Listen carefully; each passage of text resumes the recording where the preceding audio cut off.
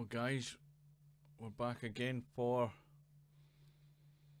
a little bit more Friday Night 9 Ball, and we're just about to start in a couple of minutes, and we are trying to broadcast live on Twitch and on YouTube, and we should have the chat fixed. I think I've managed to get that fixed so that I can see the online chat. You can also see it, but you can also see whoever's typing in Twitch, if anybody happens to be watching there, and likewise with YouTube, the chat is mixed on the screen. Hopefully that's how it should work in theory. And a little reminder that again, it's still a working week, and we'll get as many matches as I can get in between now and about 10:30, and that's the usual story. I have to pull the plug about that time and get to bed. So no matter where the tournament is at that point, we will have to go. So hopefully you can stick with us for some matches. Let's have a quick look and see who's in. I'll do a quick update here, quick refresh. We've got 1, 2, 3, 4, 5, 6, 7, 8, 9, 10, 11. I think we've got similar to what we had the last time we did this, and we've got a proper mixture again. We've got champions, A players, professionals, but a reminder that we're back on the multiple money ball, which makes it more interesting and puts more pressure on the higher rated players not to make mistakes. We have a race to 7 on the winner's side, and a race to 4 on the one loss side, and a final to 9, and a 30-second shot clock with a 15-second extension. It's winner breaks in this tournament. Whoever wins the rack will break in the next rack. Right, so we can't be far off. Well, there's the last reminder just going up in the lobby. So we should be about to go and have a bracket, and we'll have a look and see how the draw pans out.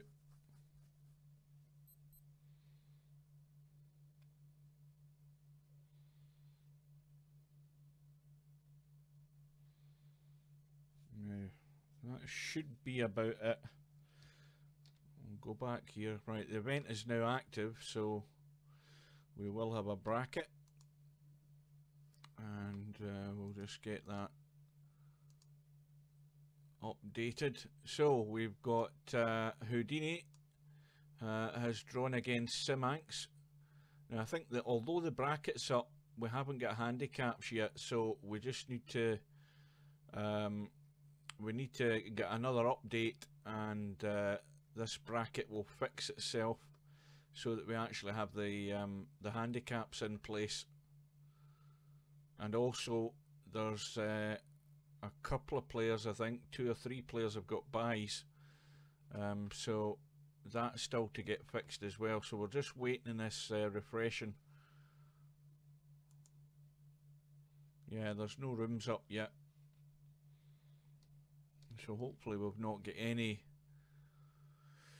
mechanical problems with the system, but this should update, and then the rooms should be appearing as well. Now I think that's us almost ready to go. The bracket link has gone up in the lobby, and we've also got an update on the bracket. So in the first round, Houdini and Simanx is getting the 7 ball. Mr. Bill is a bye to round 2. We have Romario is playing Tommy the Welder, and Tommy the Welder's getting, now is that the 6 ball or the 8 ball? I think it's the 8 ball he's getting. Marcellus is playing Dirties, and Dirties is getting the 5 ball. Gunnett has got a bye. Larry's playing Semi-Pro, and Semi-Pro is getting the 6 ball. Now that's 2 strong players set up for the first round clash. Roadhog 1, that's a player I've never heard of. Sorry, not Roadhog, Road King. And Black Hole is getting 5 and out, so Road King, whoever he is up against it, and DJ Redo has a bye. But the match I'm going to get in and check out is Romario against Tommy the Welder. Let's have a look at that. The reason I'm checking this one out is well, Romario is a long-term virtual pool player, has played it for years, and he's only just get back into the game. He disappears for months on end, and you think he's never coming back, but suddenly he's appeared in the last couple of weeks.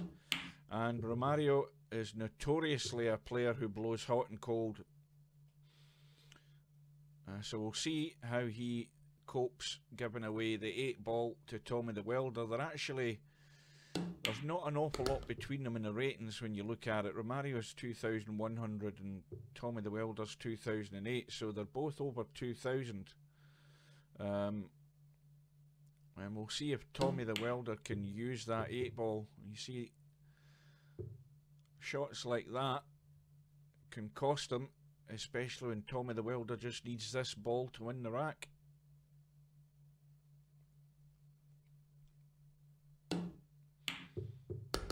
So in it goes, and that's the penalty for making the mistake. Now let me just do a little test here and check my little doodle things working, and everything seems okay there. So we're into rack number 2. Couple of balls have gone down. Tommy the Welder breaking off. 1 ball hanging right in the corner pocket in the bottom left, so not a lot to do to get on that 2-ball.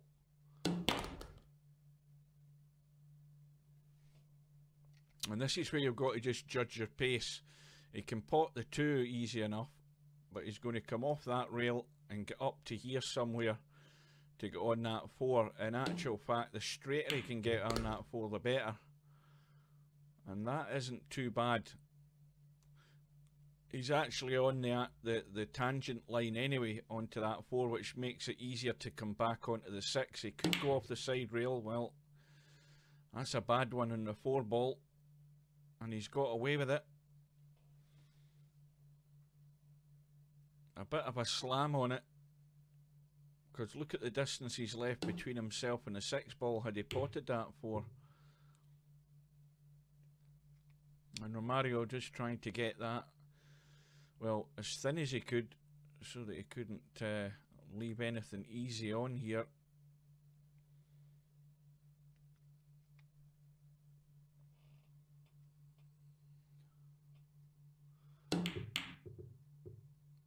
Oh, is that you, Mal? I've just remembered. I was looking at that. True Football Manager, isn't it? Yeah. Good evening and welcome. I've managed to get this chat set up with Twitch as well as YouTube, so I'm broadcasting live to Twitch and YouTube at the moment, using that Restream website.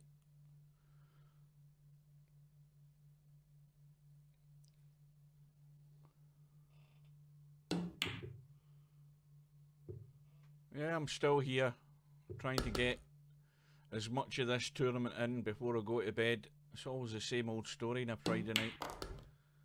Of course, the clocks go back next Sunday, so that'll give us an extra hour effectively before I go to my bed. And Romario's been caught out again. He's done it again. That's the second 8-ball he's left on. And this is what I mean about this money ball handicapping. It's so punishing to the higher rated player when they make stupid mistakes, and you know that's how you pay the heaviest penalty of all. You lose the rack, you're missing the rack ball for your opponent and teeing it up for him, and that's how Romario's 2-0 down.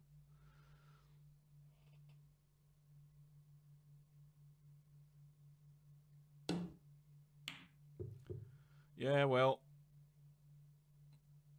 I posted a video about a couple of external websites that we you know that could be used in virtual pool 4, but You know, it wouldn't necessarily violate any tournaments that Virtual Pool do through Celadus, but it would give people a bit more choice. There's a couple of external websites that could be used for league play and could be used for round robin.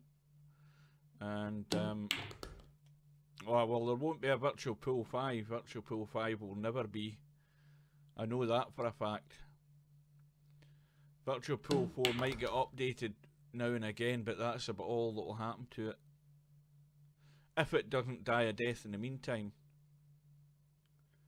Well, the two external websites are, you know, the thing is that although I made that sort of sloppy video about it, the way it could make money for Celadus is that if for example, you set up a 10-man round robin tournament, it means every player gets to play their guaranteed matches. But the other thing is if you make it that they have to play, when they set up the match, they have to make it a wager match, like $30 virtual dollars. Well, what that means is that they've all got a chance of winning some money as well as losing money. And of course, they're guaranteed matches for the evening that they play in the tournament. Plus the fact that Celadus are guaranteed to get some money from guys who top up their accounts. But so there's round robin, which is a good way of doing a tournament because it gives people more matches. And there's also I can use an external site for a league setup and give the guys some league options if they want them. Especially when Virtual Pool doesn't seem to be doing any leagues, even though the league tab is in the lobby. I don't think leagues are ever going to happen. But as I say, it's only if players are interested. Anyway, back to the match. We've got Romario who's dug himself into a hole, and he's done it by the age-old mistakes that players make when they're given a money ball handicap to their opponent. He's missed the money ball, and he's left it hanging over the pocket twice, more or less, for his opponent. So Romario has got himself a problem to deal with. Tommy the Welder, meantime, has left himself a toughie on this 7 ball. We're going to have to go up and down the table. He's overcut the 7. Now, we're now in a situation where Romario has, again, not a dead easy 7 ball, simply because it's a slightly blind pot. Well, he's got it this time.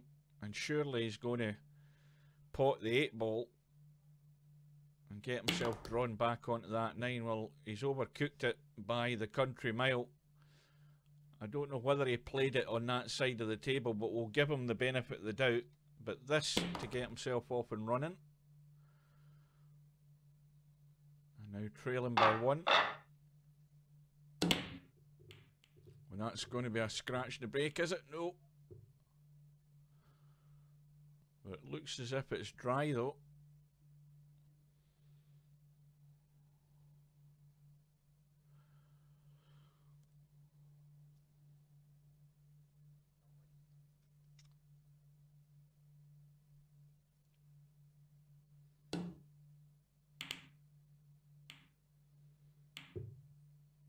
Well, that isn't safe because the 3 ball has gone past the 4. And it will go down the rail, although it's tight. The problem for Romario is he's more or less tight on that top rail there when he's trying to pot this 1 ball. He's left it awkward. He's now got a toughie hampered by that 4 ball.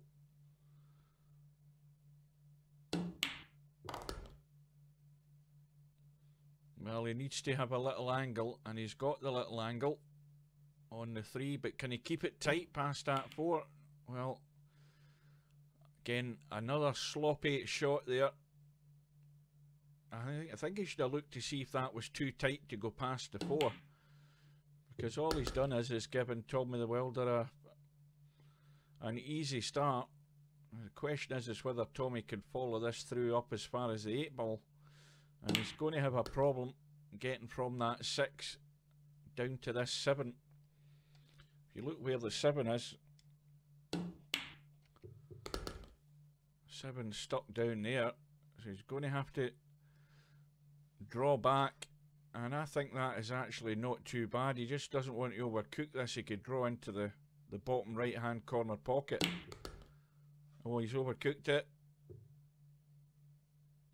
Well, Romario lives again for the time being. He might be tucked behind this 8 ball though in a second, and that's not a bad safety. But the 8 ball is a good guide for Romario catching the edge of this 7 and trying to get distance. But if he gets it too thick, he'll knock the 7 ball on. Well, that's a mistake again, because he's missed it in the way up and hit it in the way back and left it on.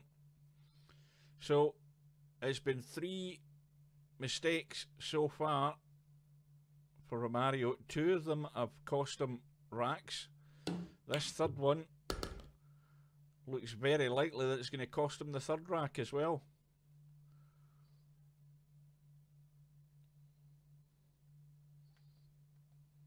And in goes the 8 ball, and remember that's Tommy the Welder's extra money ball, so it's now 3-1. And Romario has got to cut out the mistakes. And once again, it looks dry. Well, this time, this is a perfect opportunity for Romario to step in and run this table, because there's no reason why he shouldn't. He just needs to come off that rail, leave the 3 ball long, and a little soft draw, and probably just kill the cue ball and leave the angle on that 4. Now the 5 ball will pass the 6 on the left hand side into that left hand top corner pocket, so I don't think there's a problem. He's having a look. Yeah, there's plenty of room, so he's got a choice as to how he gets on this. He just has to get the pace right. And, well, presuming he's decided to play it in the middle. And this is where Romario needs to just slow down a bit. He gets too hasty and makes too many mistakes. He needs to just steady himself, and that needs to bounce. That looks okay. Important rack to run out here, and this to get back within 1. You know, Romario can run racks. He certainly can. But you've seen both sides of him already. Can run the racks, but can then make that mistake that costs him dearly. So we're into rack number 6. And I think that's 3 racks in a row that we've had where they've just been dry. Nothing doing.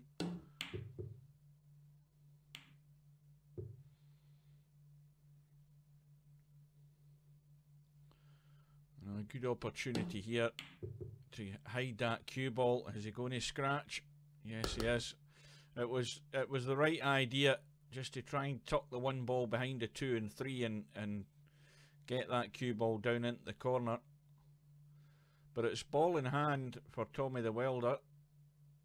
Now he could line up a 1-8 combo here. There's no reason why he shouldn't.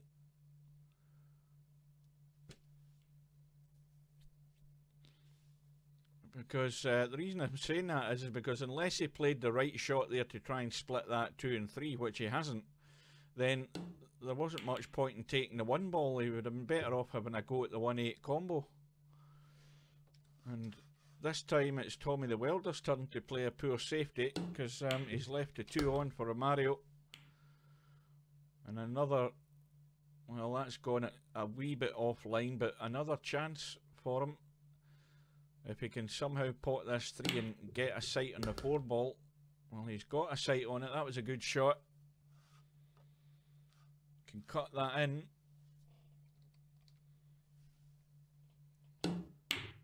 Oh dear.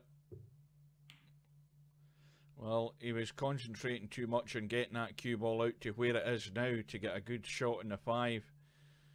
And he's duffed a 4, but he's got away with it. I don't think the bank's on. I think the 6 ball's actually in the way.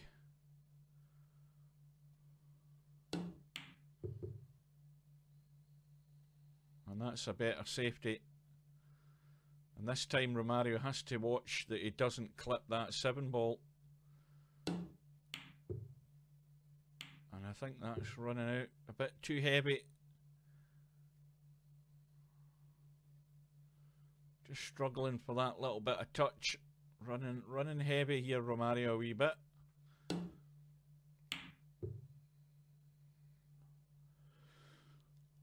And this is a crucial safety here, a kick safe.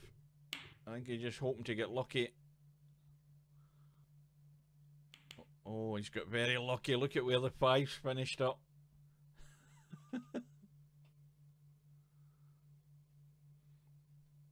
You think that double was on? I don't think he could play the double. I thought the 6 ball was in the way of making the angle to make the bank. I never went round to look at it, but I looked at it first glance here. So Romario has got lucky. Tommy the Welder's missed the kick in the 4. And Romario's got ball in hand with a chance to square the match up here.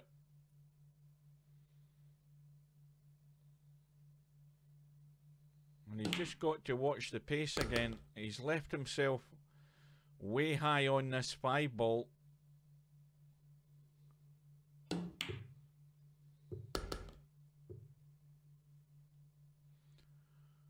Well, normally Romario's good at the bank, picking out the banks.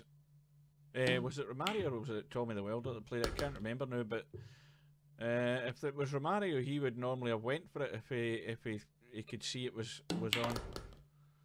But anyway, it looks like Romario's going to tie the match here.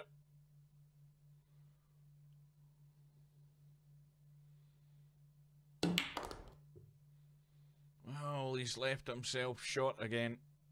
And there's a result come in. He's played the bank. There's a result in already. Marcellus against Dirties, 7-1. Well, that match has flown past. I mean, that is quick. I don't know what the... I would have thought Marcellus would have been given. Let's have a quick look at the bracket. Where the hell's that match? Oh, Dirties. He was getting a 5 ball. And he's won 7-1. There must have been a fair few mistakes there from Marcellus to lose 7-1 when he was just giving away the 5 ball.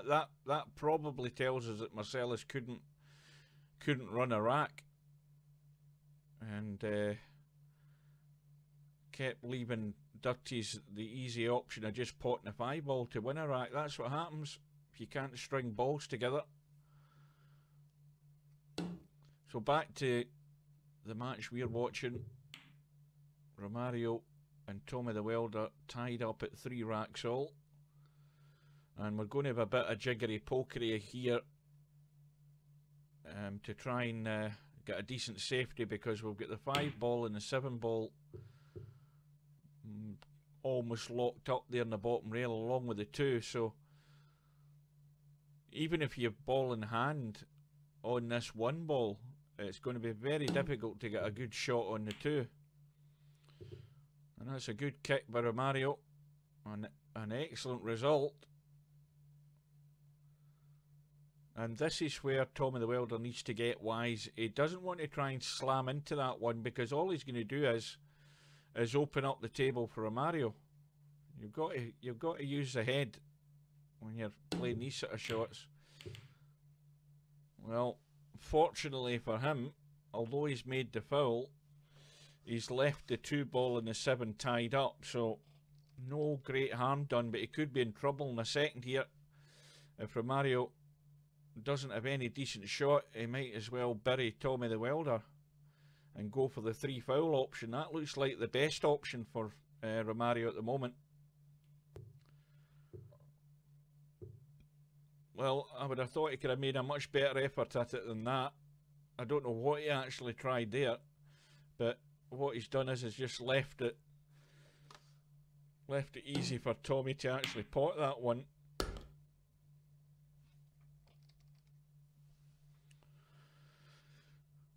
Yeah, a great opportunity for Romario to nail that cue ball onto one of those balls at the bottom end of the table there and give Tommy the Welder a lot of trouble.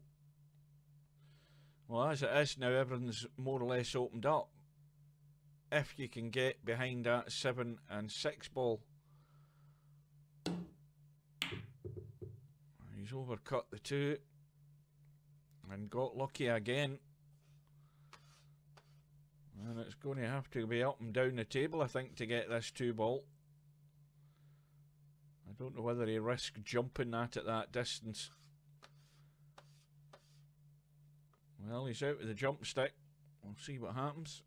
And he's played it well. And, well, he's got a good safety on here. He can get distance. He can get up the table with the cue ball and tuck that 3 ball back down onto this bottom rail here behind the 7 and the 6. The 7 and the 6. And that is not bad. Could have done with the 3 ball running in behind the 7 and the 6, but he'll settle for that.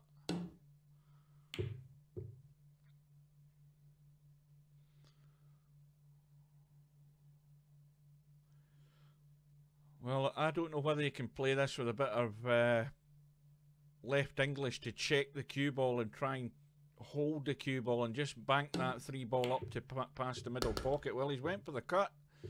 He's going all out for it. A brave shot. Can he get the reward? He's going to have to play something good to get on this 6 ball, I'll tell you that. Now, does that 6 ball pass the 7? Yes, it does. But that cue ball needs to keep running. Well, this will be a good rack to pinch here if he can cut that 6 ball in. Not an easy shot.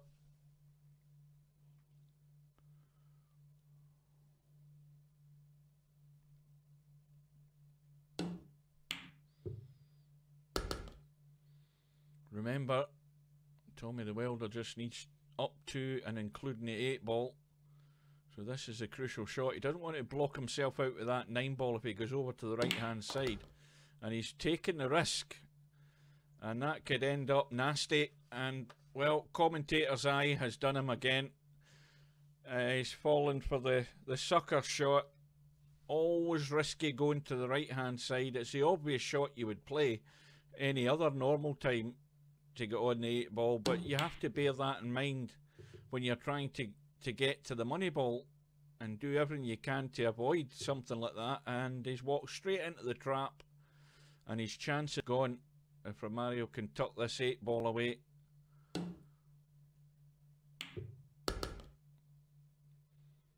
Well, that's where you leave yourself a wide open chance, and there's the 1 ball that can cause you the problem. And you have to take evasive action. And Tommy the Welder, as I say, he fell right into it, hook, line and sinker.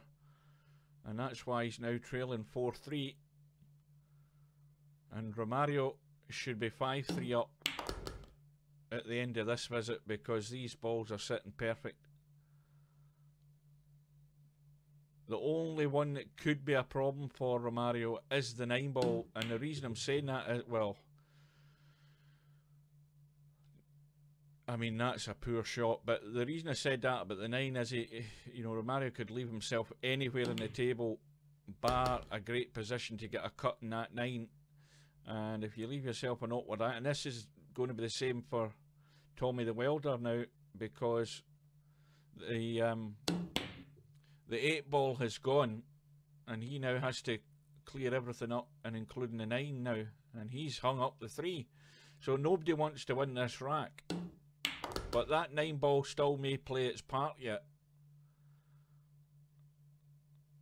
Especially now. This is a toughie. And it's going to have to be a 6-7 combo. But I think he'll be okay if he gets these 2 balls. He's just going to be playing a long 9 down the rail.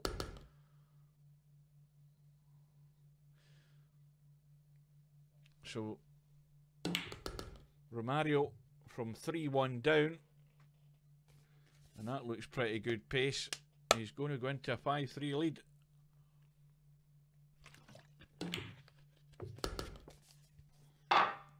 So mistakes from both players.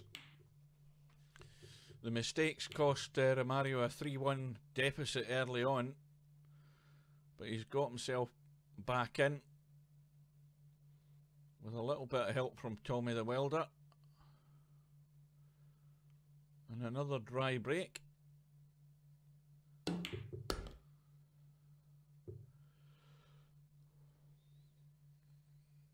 And that's, well, again, another easy safety.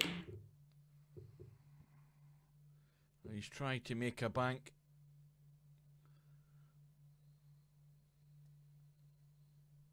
And there's another result come in. And that's a match between Road King.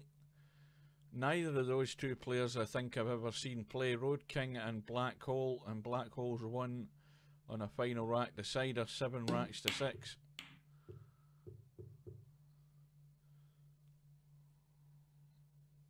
So the problem ball on this table is that 7 ball. That's where the problems lie. Now it's off the rail, which means it's a good bank if you can get a decent position on it to play the bank.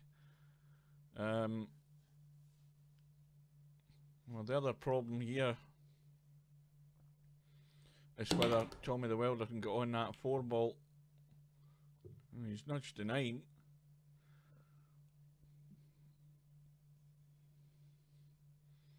Of course,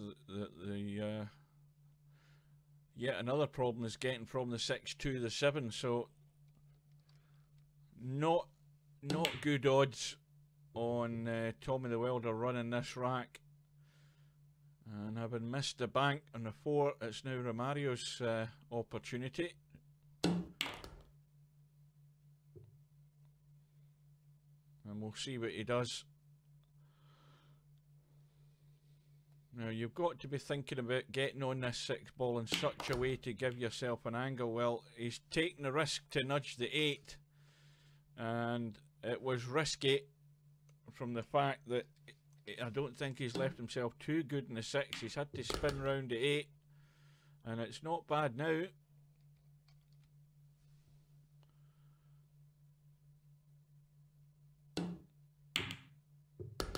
And a lot of pressure on that 7 ball, because the 8 ball is Tommy the Welder's extra money ball, and that's good pace. Romario finding his weight a shot a bit better now. So this for 6-3, and Romario to break in rack number 10. There's another match result come in. Well, Semi-Pro was getting, I can't remember, it was getting a money ball, but Larry has won 7 racks to 1, so that's a hefty win for Larry in that first round match. And if I'm right in thinking, Semi-Pro last, was it last week or the week before?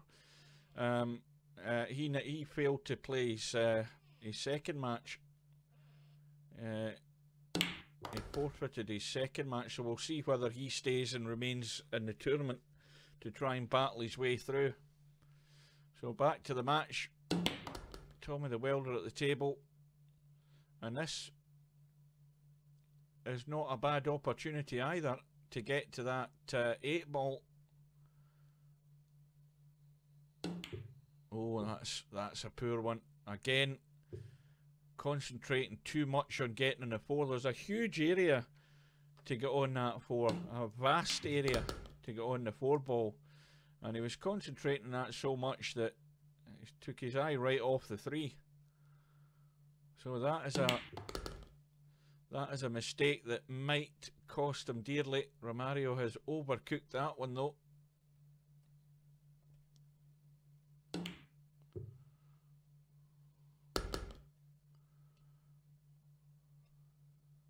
Now, what's that 9 ball look like?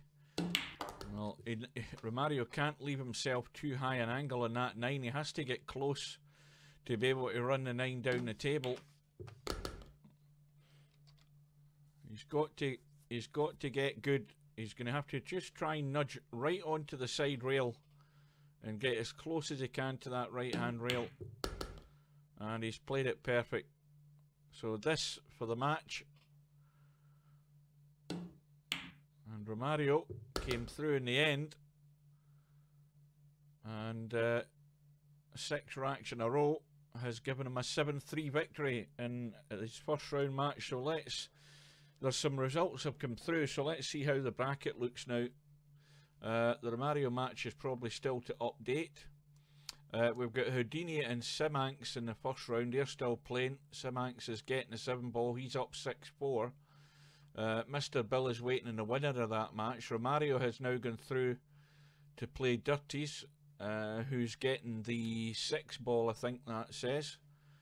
And Gunnett is now playing Larry, and Gunnett is getting 6 and out.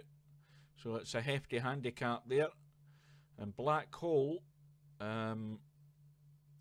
who won that final rack decider against Road King in the first round match, and he's getting 5 and out. He's getting 5 and out in his second match as well against DJ Redo. So we've got pretty much all second round matches getting underway or are already underway, apart from Mr. Bill, who has had the bye and he's still waiting on his opponent. Now, in the one loss side, there's one match there that is just starting, and that's between Marcellus and Tommy the Welder.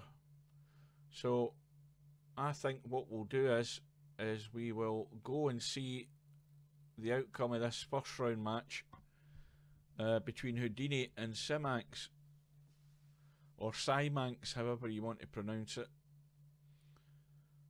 So we've got player 2, Simanx, getting the 7 ball.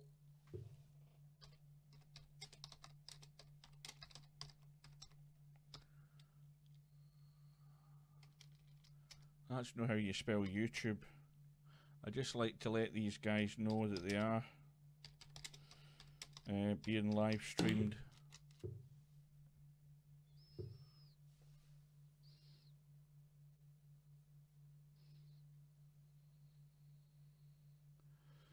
So Simanx just needs to get to the 7 ball. He's got the 5 hanging over the top right hand corner pocket. And if he can see it clean, he just needs to play this gentle. If he hits it a bit too strong, he's going to... Well, he's hit that far too heavy, and what's more, he's scratched. So, Houdini has got 4 balls to pot here to stay in this match. And, well, that's bounced to give a decent angle on the 7, so that Houdini can get the cue ball down and across. Well, a bad one, because look at the pace in that cue ball and where he's left it had he potted that 7. Virtually nowhere on that 8 ball, so that's a bad mistake by Houdini, and it's cost him dearly. And Simanx wins the match 7 racks to 4. That's how you get punished when you make mistakes. Whether your opponent just waiting on 1 ball to win a match. So Simanx wins the match 7-4. Mr. Bill has his opponent now in the round 2 match. And Larry's already up 1-0 against Gunnett. Right, I'm going to have a look at this Black Hole guy. He's getting 5 and out against DJ Redo. And it looks as if, unless I haven't downloaded it, it looks as if he's just playing with a house cue.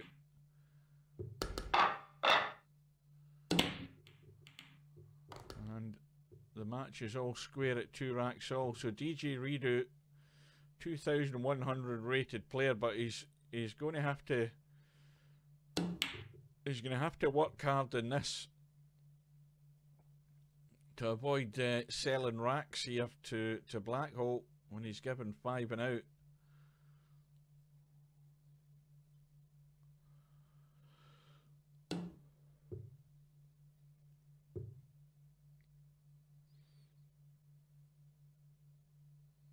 Now, Black Hole has ball in hand, but look at where the 2 ball is. It's blocked off by the 9. Well, the billiard is on. That's a cast iron billiard. Edge of the 2 onto the 9 and pot the 9. And he's played it perfect. And all of a sudden, it's 3-2. That's how quickly a rack of 9 ball can be played if the balls just fall the right way. A dead cert 2-9 billiard off the 2, the edge of the 2, straight onto the face of the 9, and the 9 just went straight into that corner pocket. And this is where DJ Redo is under pressure, because he's at the table, he's not in great shape on the 2 ball, and the 3 ball's blocked off by the 7 into this bottom right. Oh, good evening. Welcome to the stream. And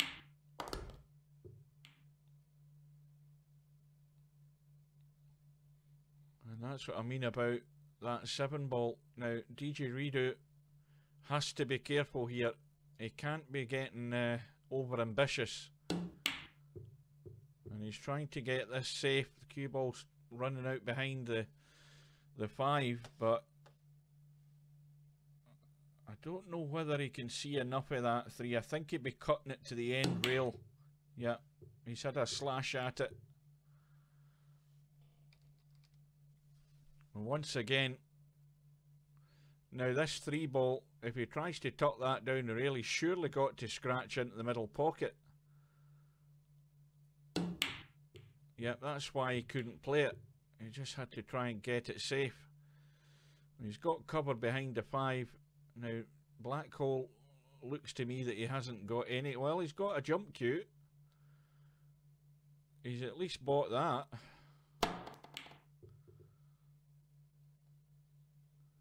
Played the jump. An awkward cut back here for DJ. Well, no attempted pot, I don't think. I think he was looking for cover, but he hasn't got it.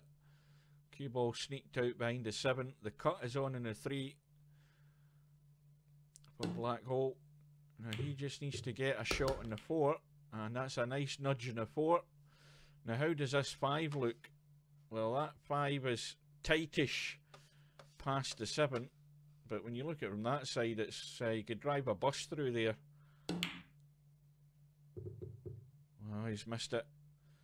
Trying to hold as much as he could for that 5. So the pressure now straight back onto DJ Redo. He's trailing 3-2. He's given 5 and out, and he has to pot all of these balls now without a mistake, because the odds are very likely he's going to lose the rack if he does.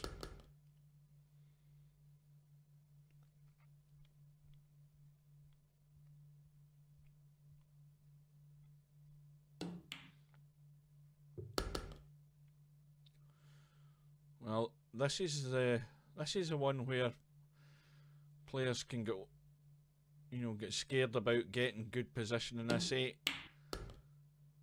And he's played at nice pace, plenty of pockets to choose from, and a nice comfortable pace straight into the middle, and a straight 9 down the rail. So that sort of eases the pressure a little bit, gets him back on level terms.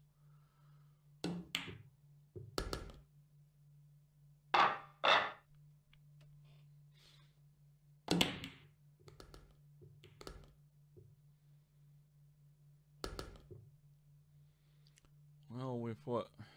1, 2, 3 balls going down in the break, and a shot on the 1. And if he avoids the traffic, which he couldn't there, if he had avoided that 4 ball, he'd have been sitting pretty on the 3. So now looking for a safety again. Oh, that little nudge there has worked out perfect. Let's have a look and see if that's tight to the 6. Pretty tight. So Black Hole played the deliberate foul. Now that is using your head. in one sense, that he hasn't opened up or risked opening up those balls, but it could backfire if DJ Redo sticks him back in with a snooker here. And this isn't exactly the best position to be trying to play the snooker. This is why I say you have to be on your toes every time you get a visit to the table. Well, that's perfect. That is tight. Now this time, Black Hole has to have a go at this 4 ball, simply because it's easy enough to bank up and down and have a shot at the 4. Well, he's going to pay the price here. That wasn't the shot to play. He should have had a bank at that 4. But maybe he's trying to put a bit of pressure onto DJ Redo. Maybe he's saying, let's see you try and run this rack. And in one sense, it is a good idea.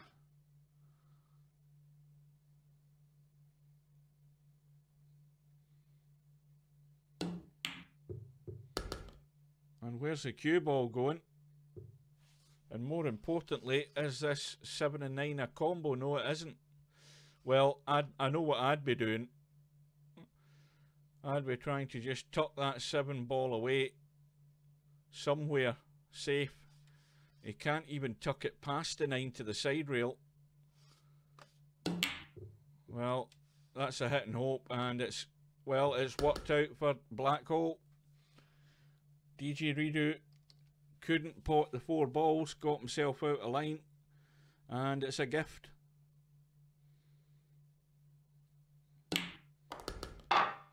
So it's now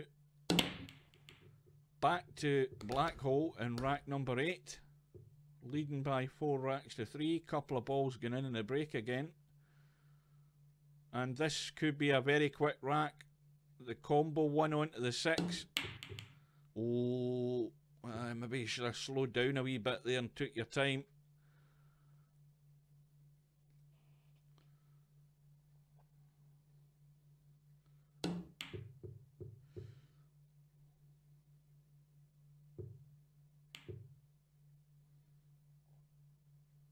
Well, this time he's hampered by that 8 ball.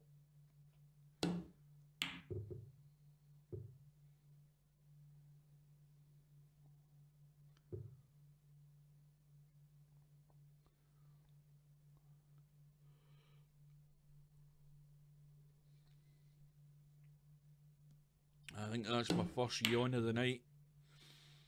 The brain's on shutdown mode now. Well, somehow this 1 ball has got to go in. And Black Hole could have a 2 rack lead here any second.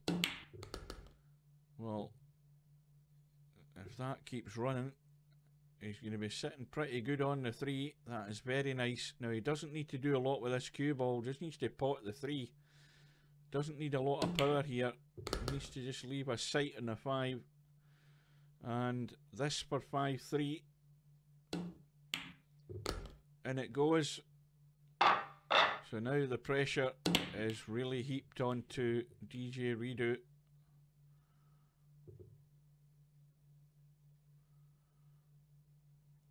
We've got a dry break, and straight away DJ Redo a shot in the 1, can't get onto the 2. The 5 ball's taking care of that, and he's tried to billiard the 7 in. He's missed it, and he's going to pay a heavy price here because the 7's hanging over the pocket. Black Hole, again, not slowing down. Should have been easy enough to try and cut that 2 onto the 7. But he stunned it too much, and he tried to run the cue ball into the 7, but he stunned it too hard. And DJ Redo needs to get rid of that 7 ball. He needs to... Yeah, that's the danger ball he had to get rid of. The other danger ball's that 2 ball, but unfortunately for DJ Redo, he's blocked himself off. Out with the jump stick, and he's missed the jump. Ball in hand to Black Hole, Well, DJ Redo can breathe a little sigh of relief because there's nothing set here for Black Hole. He's still got to get from that 3 to the 4. And that's the only lifeline that DJ Redo's got in this rack, because if Black Hole gets up and onto that 4, this rack's over. And it pretty much is. So just the 4 and the 5 to take Black Hole to the hill.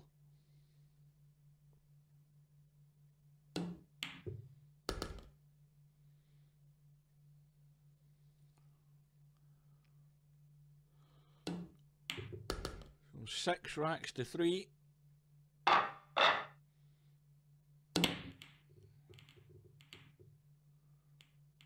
And Black Hole breaking off in rack number 10, but no joy, I don't think. And nothing much on here for DJ Redo either. Well, he's got lucky there. I mean, that clip onto the 1, and he's knocked the 9 into the middle. Gets a rack very quickly back in the board, but yeah, blinking, you'd have missed that. So it's now 6-4. And still a crisis here for DJ Redo, especially when he just had a slam at that 3. That is careless, because once again, he's left Black Hole a pot in the 3, a good angle to go on the 4. And that needs to slow up though. Well, that's not a great shot, too heavy. And it seems to me there's a lot of players in a rush for no particular reason. You've got a shot clock. It's a 30-second shot clock, and you've got a 15-second extension in every rack. And at some point you've got to start using it and slow yourself down and just take stock of the situation that you're in, rather than having a slam at it. Well, this is an easy kick here for Black Hole, up and down. At very strong odds he's going to knock that 4 ball in. And where's the cue ball going? Well, unfortunate that the 4 ball dropping in, and the cue ball falling. But can DJ Redo run this rack? The pressure's on him. Absolutely no problem whatsoever here in running these balls. But can he do it? Doesn't want to be hampered by that 9 ball. Now this is where you've got to make sure that that Q-tip is central on the cue ball.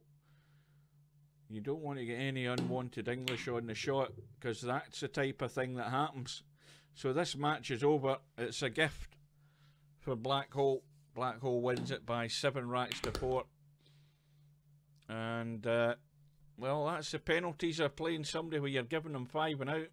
You've got no margin of error. None at all. So that's a result come through. And, well, that now takes Black Hole through to the 3rd round. And,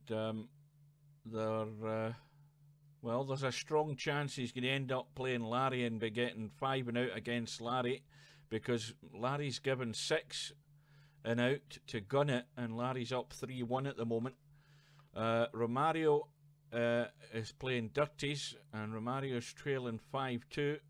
He's given a 6 ball, and Mr. Bill is playing Cymanx. Oh, there's a match we need to watch. Cymanx is getting the 7 and out, and he's up by 4 racks to 1, so it looks as if there's been 1 or 2 mistakes by Bill. Maybe not, but it's 5-1 now.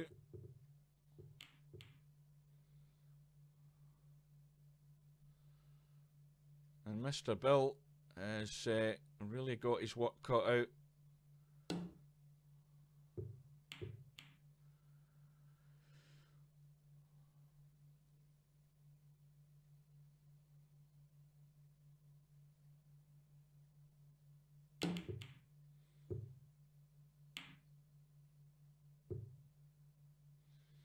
Well, that nudge on a 9 has opened up the area around the 2 ball. And Bill's overcooked that. Now the question is whether he risks a thin cut in the 2 to try and keep this run going, or playing the... Well, he's went for the bank. And he's missed the bank.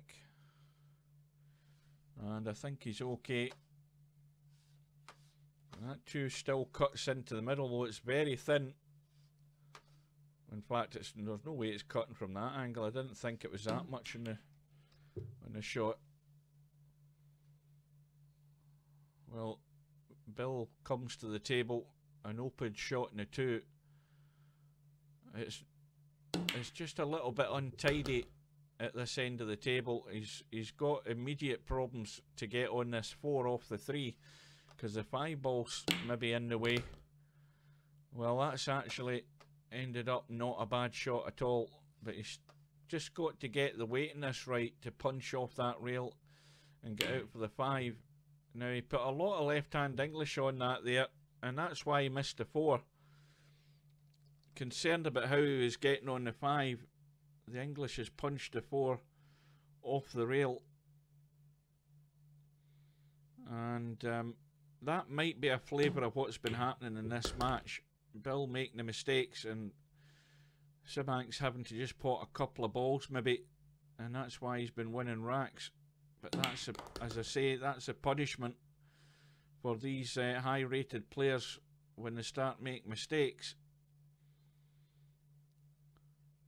So, just needs to try and hold for that 7 ball. And that needs to keep rolling. The further it rolls, the better. So just this cut on the 7 for a 6-1 lead. And, well, there's a result come through from the 1-loss side. DJ Redo has just won his match on the 1-loss side. His opponent has gone to bed, probably. Houdini. So, into rack number 8. Simanx breaking off. The break is dry. And Bill has a very good chance here to try and run out. The problem ball, from what I can see, is that 6 ball. It's just in an awkward place hidden behind the 7. And that could be the stopper.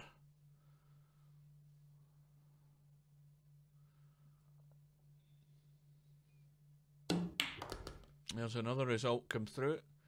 Tommy the Welder against Marcellus. Marcellus has won that in the final rack decider on the 1-loss side. 4 racks to 3. And a bad miss again by Bill. I thought his problem ball was going to be the 6.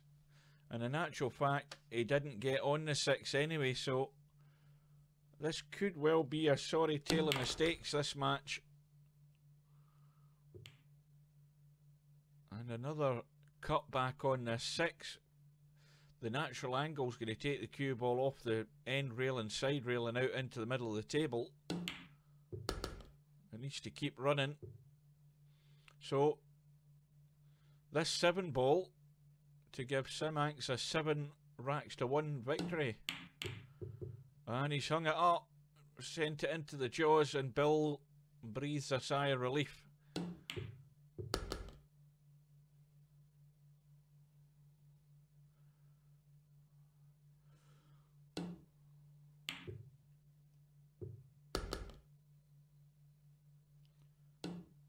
So Bill hanging on by his fingertips, manages to pinch one. It should have been all over.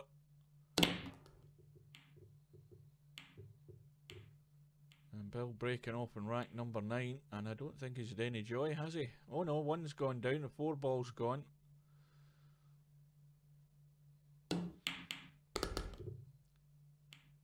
Now, that nudge in the 8 ball's actually... That's actually worked out perfect. And straight away, there's a decision to be made here. he could kill the cue ball and leave the 5 long into that top corner as we look here. He's trying to run through to get the pace to get onto into the middle. It's not bad, but the angle is not perfect to get back onto the 6, and he's overdone it again. He's done it with the English, playing it with a lot of inside left English to cut the 5 and check the cue ball off the rail. That cue ball wanted to come this way, but the inside English was to punch it back that way to give him a shot in the 6 in here, and that's why he's missing shots. It looks as if it's a bad shot, but the shot's made an awful lot tougher with English on it. But it doesn't matter to Semax. He just needs to pot this 6 and get on the 7. And this match is all over.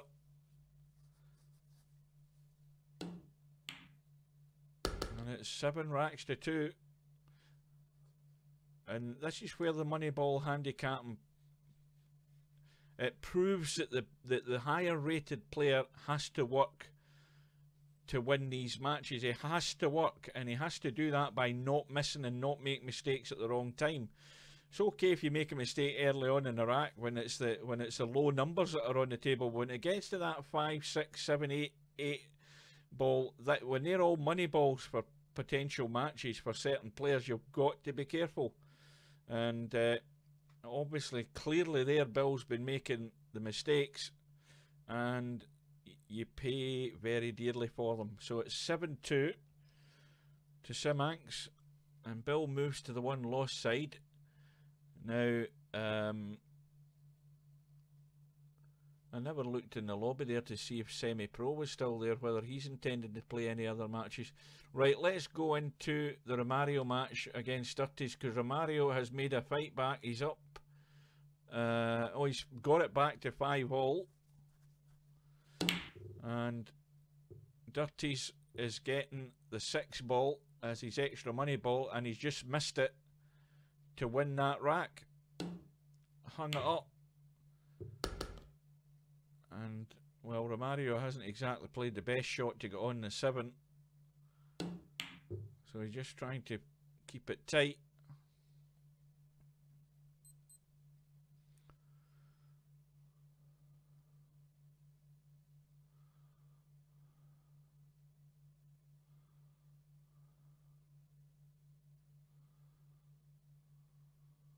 Well, you could, well, Dirty just went for a slash at it, but he could have thin cut that 7 along the rail and try and tuck it in behind the 8 ball there. He could have played that. And right now, well, I think Romario tried to get the cue ball up behind the 8, but he's just trying to keep distance between these 2 balls. And of course, the pressure's off Romario a little bit because Dirty's extra money ball has gone. Well, that's a great shot in that 7. And look at where he's finished on the 8. That is perfect. Cue ball's going to run up the table to the left-hand side here on this 9 ball if he plays it with the right pace.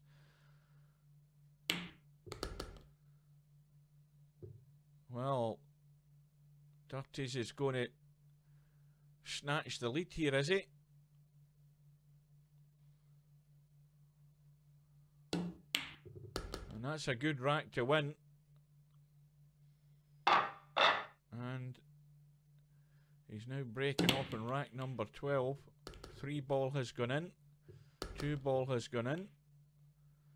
And I don't think...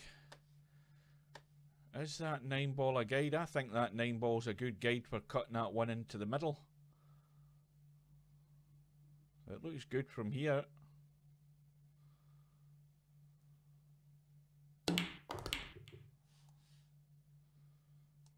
Well, couldn't avoid the traffic.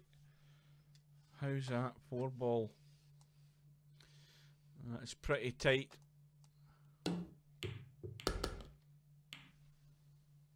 Yeah, he deserved to win that rack, Dirties. A good effort.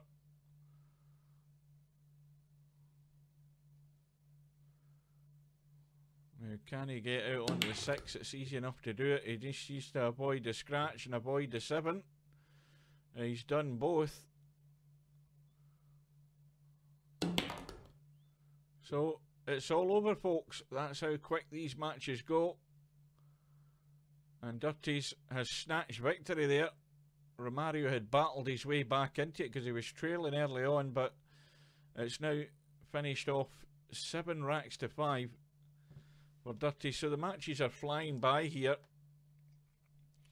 Where have we got to now? Well, Simanx is now going to be playing Dirties, and Black Hole is waiting on the winner of the Larry and Gunnett match. We'll go into that because Larry is looking good at the moment. He's given 6 and out to Gunnett, but in fact the match might have just finished now that I'm trying to enter the room.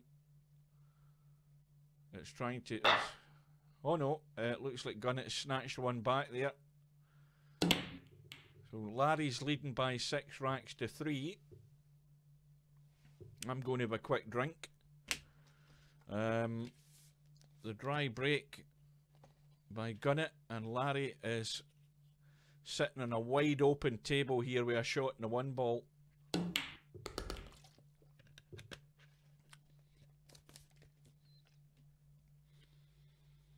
And any other day of the week this match should be over.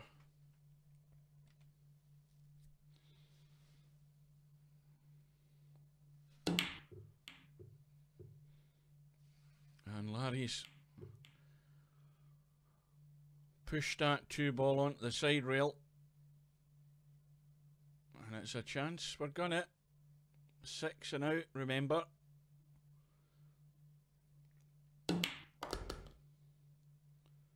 Now that looks pretty perfect. A little soft draw off this 3 and avoid the 6 ball as a blocker and play the 4 down the rail. Well, you see he's chickened out there slightly. That's not where he wanted to play that 4 ball from, I can assure you. That is not where he wanted to play. He didn't get into the cue ball. No way he was playing that into the middle. So now he has to watch the pace here. He has to just drop the 5 in. And that's not bad. Pretty straight on the 6. No need to do anything with the cue ball other than just keep it on the line and pot the 6. And so Gunnett has got it back to 6-4, and this match is not over yet. Larry made the mistake, as we've seen in all these matches so far, and this is why the money ball handicapping is far better in this tournament than the rack handicap. If it was the rack handicap and Gunnett was getting 2 racks against Larry, Gunnett's never going to win it. But when it's money ball handicapping, it's a whole different ball game. Larry's made the mistake, and Gunnett has duly taken his chance. And this is why the pressure is on the heavy hitters. If they don't live up to their reputation, then they will pay the price dearly. If these other guys who are getting the handicap use their common sense and take their time and do the job, which is basically pot a couple of balls sometimes to win a rack. And as long as they can do that, then we'll have a match on. And Gunnett has banked the 1. He's entirely the wrong side of the 2 ball here, so he can, if he can see the other side of it, he can maybe cut it into the middle. Oh, he's got lucky there. That is extremely lucky. I don't know what he attempted, but he certainly got a helping hand there. And immediately, you know, Larry's coming to the table. He's got no shot in the 3. I mean, the 3 does cut. It will cut past the 6. It's very tight. The question is whether Larry risks something like that at this stage. And the answer is no way. He's just content to try and keep it tight. Larry just waiting on an opportunity to get into this table here. And look at this. Oh, Larry's not going to win anything if Gunnett gets that kind of luck. That is cruel.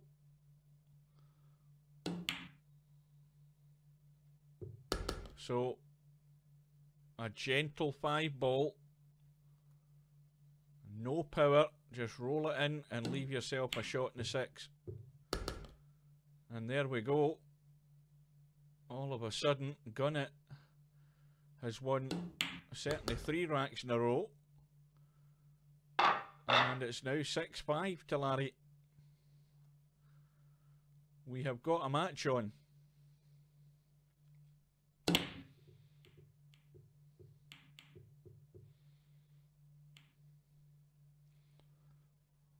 Well, this is maybe a bit of deja vu here. There's not a great opportunity to get on this 2-ball, but Larry has got first bite at the cherry.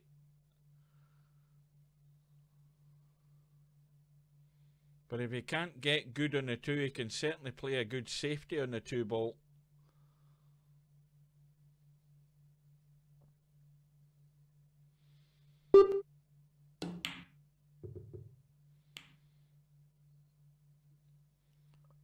Well, you can type a message in the chat and explain to me what Larry was trying there, because I have not got a clue. That has gone over my head, that shot. I don't know what it was he was doing. Anyway, as it is, we're still back to square one. Well, he's tried to spin that in behind the 7. It was never really on at that angle to try and squeeze that amount of angle into the shot, but he's not left anything easy, and certainly no easy way to get anywhere near the 2.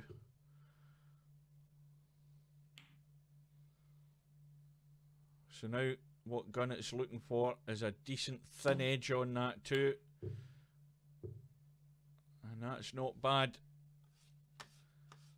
Larry can see it, but there's not an awful lot he can do with this 2.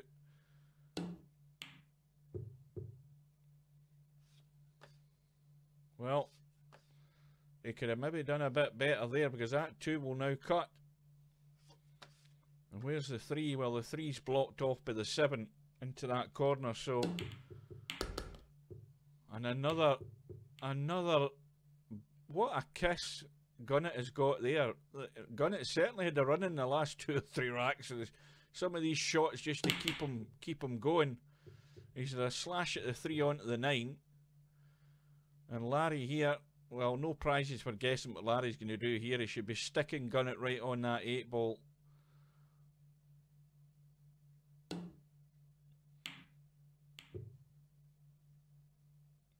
And I think he's left an angle to kick this 3. That needed to be tighter.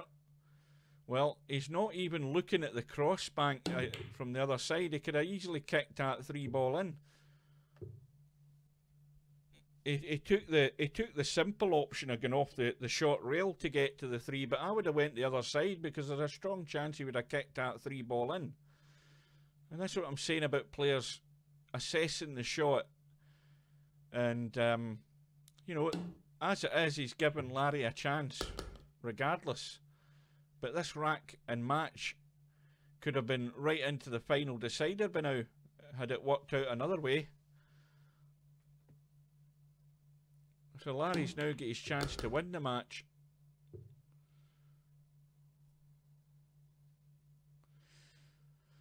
Well, this is a crucial shot. He has to get good on this 6. Has to get the pace right, so he can drop onto that 7 on the side rail at the top right hand side.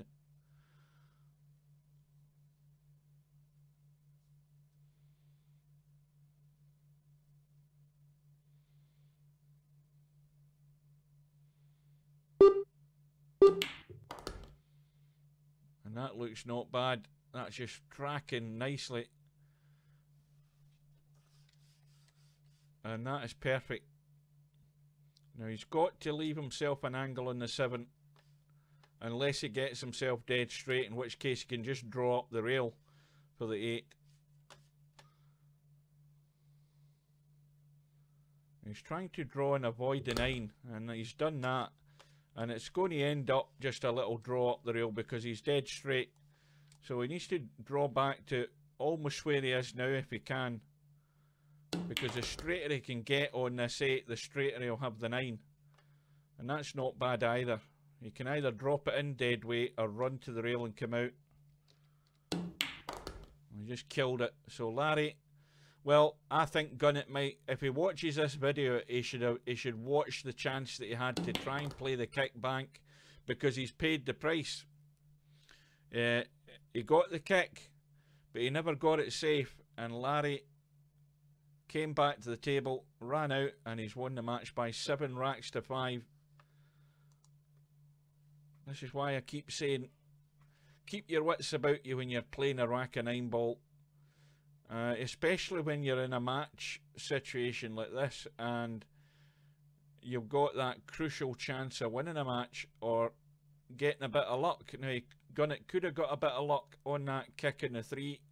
He could have kicked it in. He didn't even look at that side of the table, and that's how he's now in the 1-loss side. So Larry's through. Let's see where we are now. So Larry is now going to be given 5 and out to Blackhole, and Simanx is playing dirties. Let's have a look at the 1-loss side. In fact, no, before we do that, let's have a look in the lobby. Where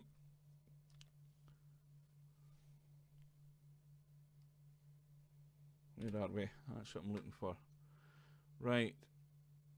Well, Semi-Pro is playing Romario, and that's the match that we want to go into on the 1-loss side. Let's nip in. I don't know what the score is. Well, it's 2 racks to 1 to Semi-Pro, and Semi-Pro is given the 8 ball to Romario. And he's going to have to play the reverse bank on the 7. And he's got it.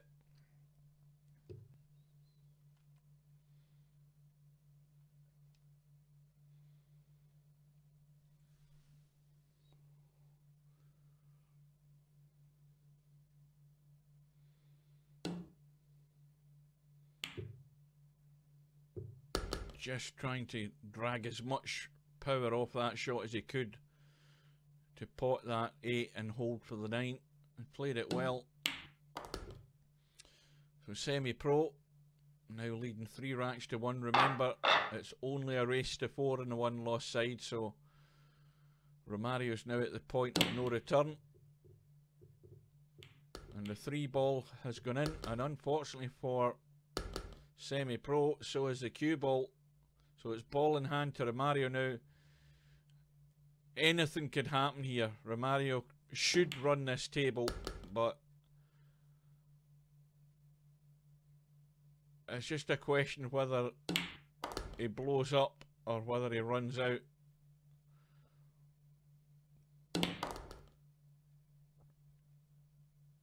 Now, this 7 ball is going to be a problem. Well, that's why it's a problem, because he had to force himself to do more on this 6 ball to get a shot in the 7, and that's why he's missed the 6. That's what I'm saying about Romario. He's never been any different in all the years I've seen him. He could string 4 and 5 racks together if he keeps his eye on the ball, but he just rushes at it, gets himself out of line, and in this case, he's going to get himself out of the tournament. So Semi-Pro is just tidying up, and this final 9 ball will give him a 4 racks to 1 lead win. Sorry. So he marches on in the tournament, and so the 1-loss side now is taking shape. Semi-Pro is going to move through in the bracket, and we're going to watch that match next as well, because that's 2 strong players on the 1-loss side. So these 2 players fighting for survival. Semi-Pro is now about to be playing Mr. Bill on the 1-loss side, and Larry is in the first rack with Blackhole, given 5 and out. And what the hell's the score there? Is that 5-1 to Simanx against Dirty? So this is a match we're interested in. Semi-Pro and Mr. Bill, 2 potential winners of the tournament tonight, and one of them is going to have to go. So Mr. Bill, I think is he in the room? No, he's still, Mr. Bill's still sitting in the semi-pro Romario room, so Bill's falling asleep. So hopefully he'll get the alert that his room's up.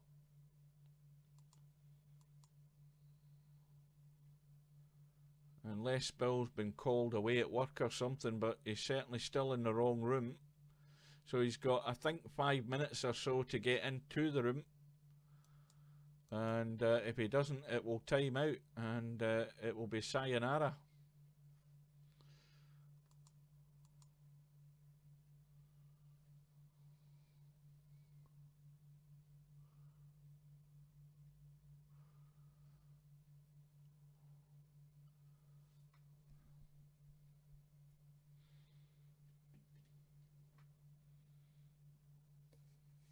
Right, Bill's now woke up and he should now be just about to join the room, and we'll nip in just as the two players are about to lag off.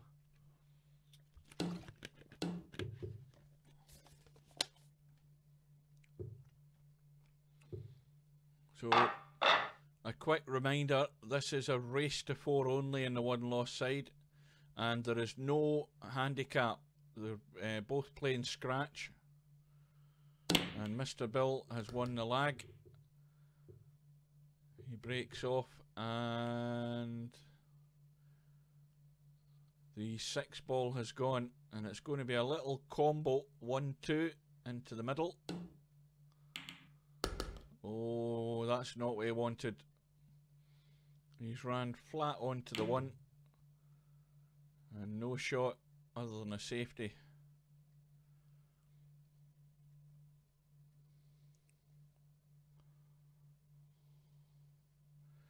I don't know whether there's still anybody watching this stream either on Twitch or YouTube, but if you're a latecomer, just a reminder that I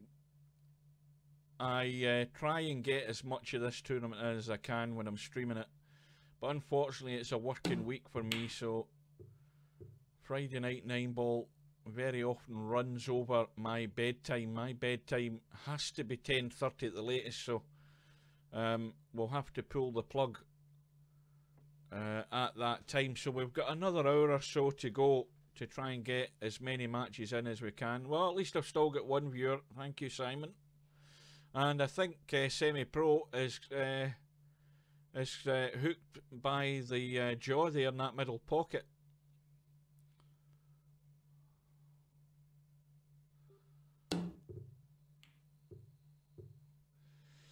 So he's missed a kick in the 1, and Bill has ball in hand, and this is a bit awkward. He's got to the 1 ball's tight, fairly tight to the rail, and the 3 ball's not in a perfect position here because the obvious shot to play would play the 3 into the middle, but the 8's the blocker, so he may well have to try and, well, he's trying to draw back.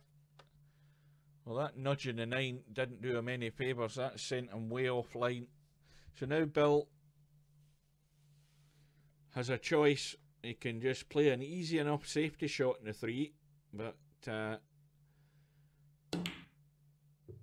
he's gone all out for the pot in the 3, and now he's left himself an even tougher 4 ball.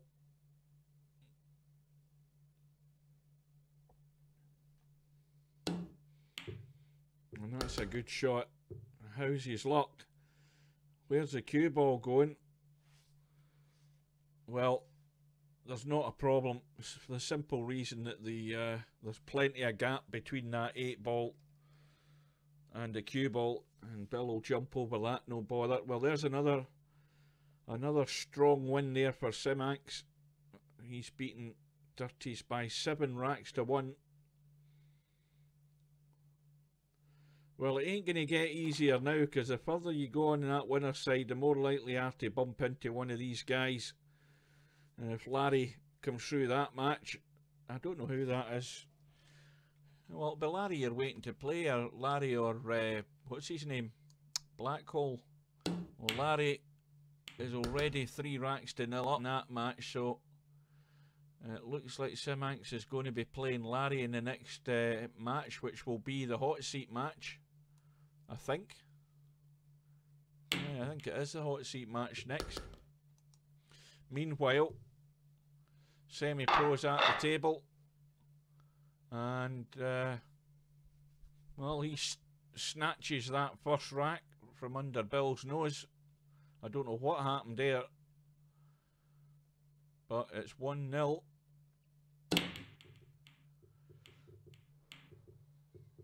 Three ball has gone in, and semi-pro has a shot in the one. The one will go past the 6, no problem.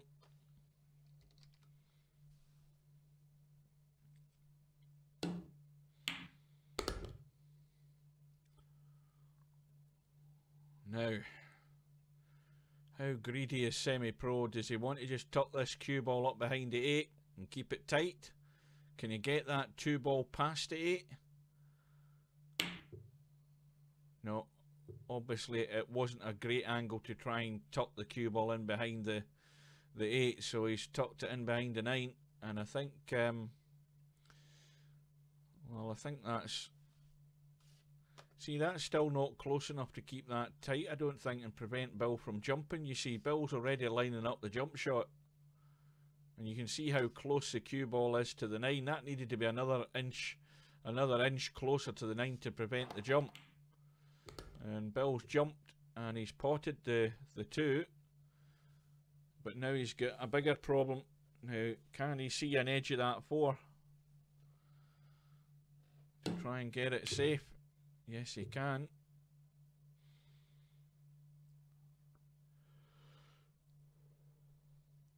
Now, semi-pro, if he can get this thin enough, he can tuck the 4 in behind the 9 and the 7. Just gentle, and run that cue ball back up the table. Well, he's went the other way, and he's not got the cover, but he's got the length on the 4 ball. And there's another result through in the one-loss side. Marcellus against Gunnett. Marcellus has won by 4 racks to 1. Well, that's a good bank by Bill. And how's his luck in the 5? Well, it's not great. Into a blind pocket. He's just going to have to pick the potting angle in this 5. And the pressure's on. Trailing 1-0 in a race to 4. You can't afford mistakes. And difficult shot. That 5 ball. Difficult to pick the potting angle.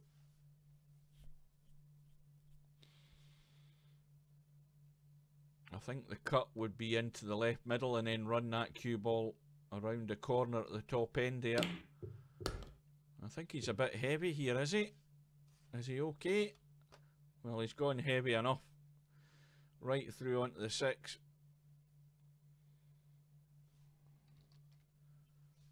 And this is a little delicate one to get on that 7. He's having to just dig into the cue ball just to try and drag it. Well, that needed to drag a wee bit higher. It's just, this is where he wanted to be. He wanted to be about there rather than there. So now he's got a dilemma. And he's played that well. That's an excellent shot. He's going to need another good one though. It's going to have to be the bank on the 8 ball.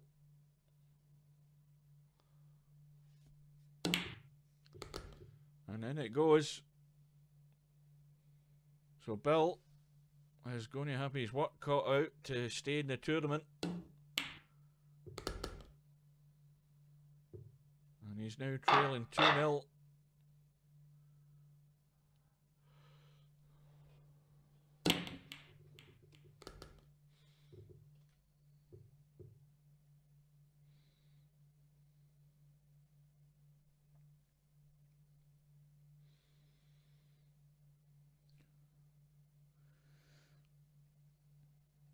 Well, ball in the break, but no shot in the 1.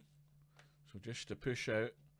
Now, if he pushes over to the right-hand side, like where he's gone now, he's left Bill with a straight choice, and the straight choice is the reverse bank on the 1. That is an odds-on reverse bank.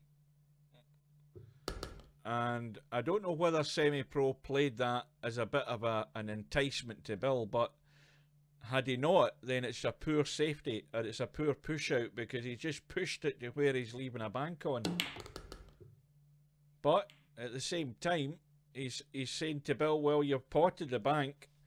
Can you run out? And he's immediately run out of line now. And Bill's now got to find a safety here. He's lining up the combo in the 9. All or nothing. And it's everything. Because he's got the 9. And he's got himself into the match. That was a good lifesaver, that shot.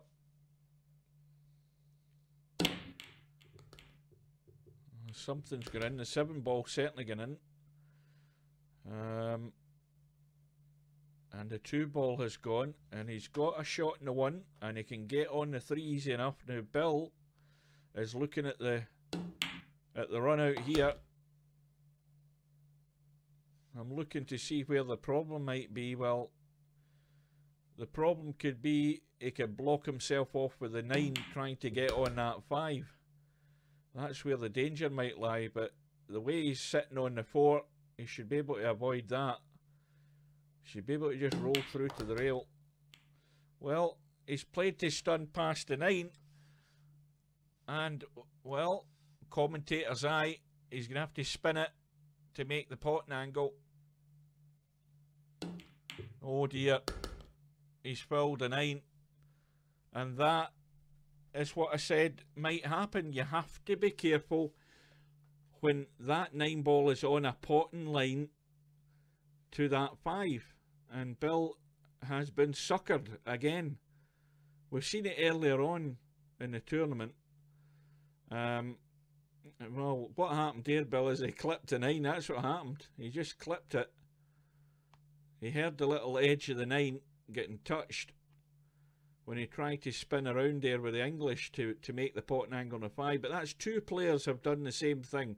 There's only 1 ball can cause a problem by blocking out the other ball, and both players have fallen into the trap. You've just got to always be wary about playing the right shot for position, because you have to find that accuracy to avoid things like that happening. And Bill's going to pay dearly here. And semi-pro with ball in hand. And he goes to the hill, now leading by 3 racks to 1. Well, Bill's gilt edge opportunity has gone. He had to take that rack there.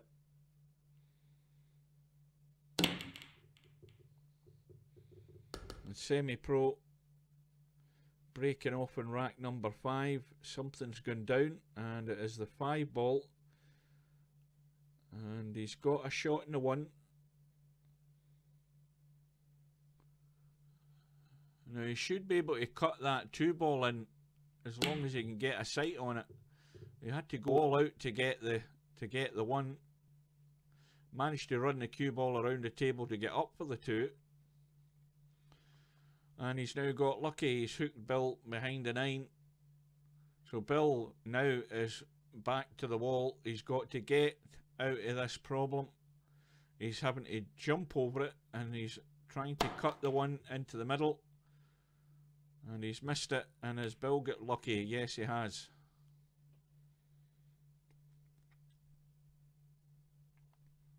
So Bill is hanging on here by the skin of his teeth. Just one mistake. Well, one mistake by either player, the way these balls are sitting, there's a strong likelihood they'll run out. Semi-pro has managed to make the jump, and he's managed to leave it safe. Well, Bill can get distance here from the 1 ball if he wants.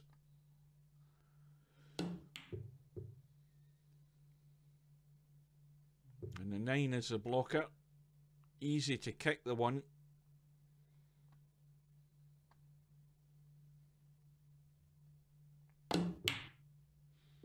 Oh, where's this cue ball going? I thought he was going to nudge the 2 in there. Well, as it is, Bill has a shot in the 1, but he's going to have to work something with this cue ball.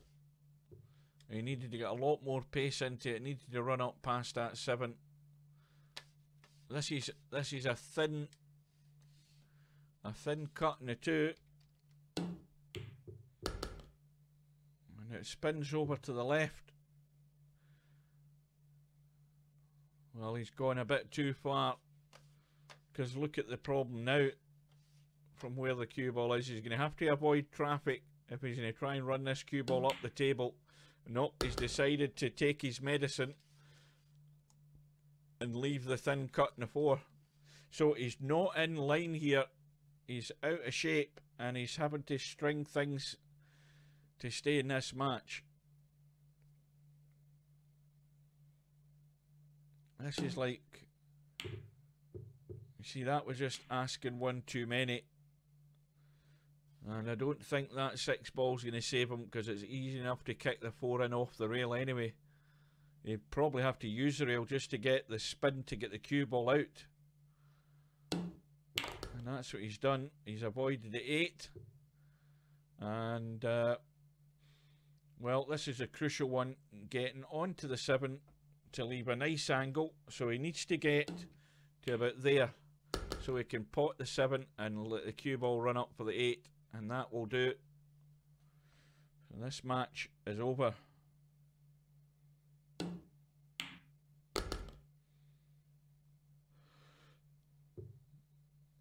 Well, Semi-Pro just ran a bit too far there. He's now having to control the pace in this cue ball to get good on the 9.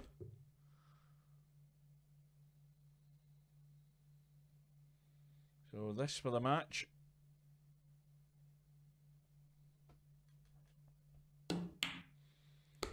So Semi-Pro, a comfortable win on the 1 loss side, and he beats Bill by 4 racks to 1. So now, where have we got to? Well, we've got Larry 5 racks to 1 up against Black Hole. And meanwhile, on the 1 loss side, that match is about to update. And Semi-Pro has gone through. And meanwhile, DJ Redo is playing Marcellus on the 1 loss side. It's 1 rack all there. We're going to get in and watch that one, because the winner of that match, this match, will play Dirties. The bank played by Marcellus. And this is a scratch match as well. No handicap to either player. Race to 4. And Marcellus potting the 9. And he goes into a 2 racks to 1 lead. Couple of balls going in, but the cue ball's also one of them. So ball in hand to DJ Redo. I'll have another quick drink.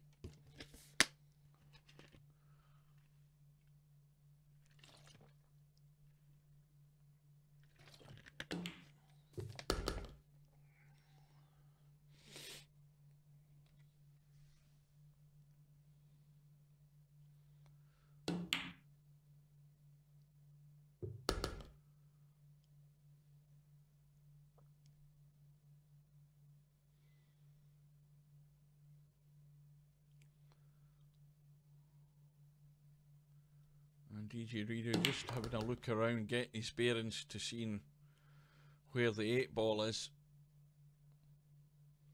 8 ball out into the table, so he's got a good angle on the 7.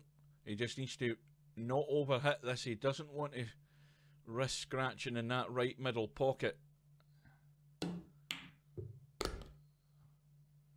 And he's avoided that. Now, how comfortable is this 8? Well, he's going to hit the 9 if he's not too careful. He needs to dig into this to avoid the 9. And that makes the shot more difficult. And that's why he's missed the 8. Where's the 8 ball going though? I don't think it's going to get there, is it? No. You see, that is just little errors. Just running a wee bit too far up the table. And then the other problem is, immediately when you look at that 8 ball, you can tell the cue ball's going to run into the 9, and that could lead to problems. So he had to dig in to draw the cue ball away to avoid the 9, and that made the 8 ball more difficult. So that's how easy it is to blow your chances when you're trying to run a table. And he was doing so well up until that point. And this is what I say about keeping your wits about you on every shot. This is how you focus and you start stringing balls together. You might have learnt the basics of the game and how to try and move the cue ball, but you've got to then do the right thing to avoid these situations, and that's how you throw away a chance. So as it is, Marcellus is now 3-1 up. Larry has flown through his match against Blackhole. Remember, Blackhole's the one who's getting 5 and out against most players, but he couldn't use his 5 and out. So Larry looks to be playing pretty strong in that match to have won it 7-1. And Marcellus, as I say, he's 3-1 up, just needing one more. But DJ Redo has ball in hand. And he's played that one, get the cue ball right out into the table to get nice in a 7. Now what you want with this shot is anything but dead straight on this 8 ball. Anything but dead straight. And that is straighter than you want. Now we would have to actually play this shot to get good on the 9, you have to pot the 8, but with bottom and left English to punch the cue ball over. And in the end, I don't know what he's done, but he's just gifted the match to Marcellus. I don't think he was thinking about what he was doing at all, and it's all over. So Marcellus wins the match 4-1. DJ Redo's probably still scratching his head wondering what he did. I'm wondering what he tried to do as well, because it was just a straight follow through into the pocket. So the one lost side is running through. The Marcellus match there, that's going to update. And well, Semi-Pro is now given 5 and out to Blackhole on that match. So there'll be nothing much happening over here on the winner's side, apart from the Larry Simanx match for the hot seat, because they're going to have to wait until this one lost side is finished. So Semi-Pro up against Blackhole. They're in the first rack, and Semi-Pro, well, the toughest shot here is going to be that 8 ball in the side rail, and he can't afford to make the mistake because of this 5 and out handicap. He's got to get a good shot on this 8. How's he angling this 7? Well, he's got the angle to run off the side rail and across and get it as square as he can. Well, he's got to be careful with it. Just needs to run it down the rail. And it just held enough to make that jaw. So Semi-Pro is going to win the first rack. And only a race to 4, a reminder.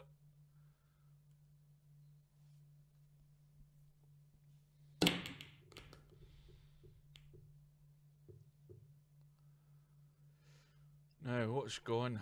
4 ball. And he's got a shot in the 1 as well. 2 into the right middle, 3 into the corner. And then it'll be the 5 ball.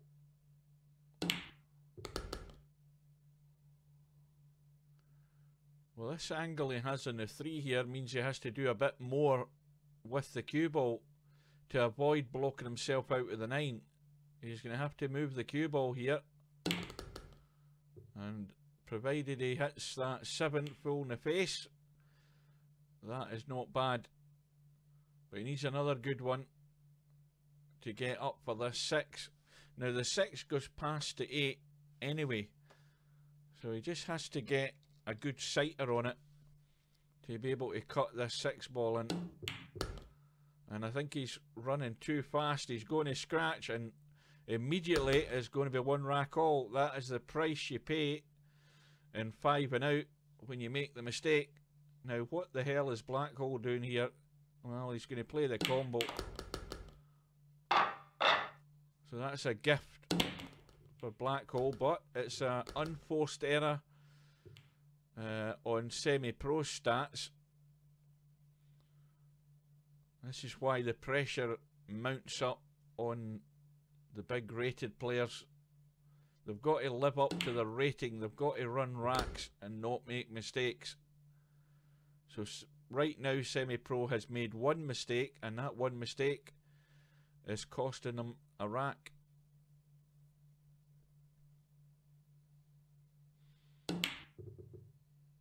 Oh dear, well there's another mistake there. Well, he's playing that with a bit of spin to get the cue ball in a good place for the 3 ball, but he's taking his eye off the 2. So it leaves Black Hole just potting the 3 if he can, and a shot in the 5 for a 2-1 lead. That needs to keep running. It's a little thin cut. He has to take his time. So there you go. Now mark this down in a sheet, because that's how they do it in the professional tournaments. That's 2 errors by semi-pro, and the 2 errors have cost him. And it's 2 unforced errors. That's the biggest problem. You know, it's not caused by anything that Black Hole has done. It's just caused by the player himself. And that's why there's a heavy price to pay when you're given 5 and out. You take your eye off the ball at any point and you make that error, very strong odds you're going to pay a hefty price. And this is a fine example of how this works out.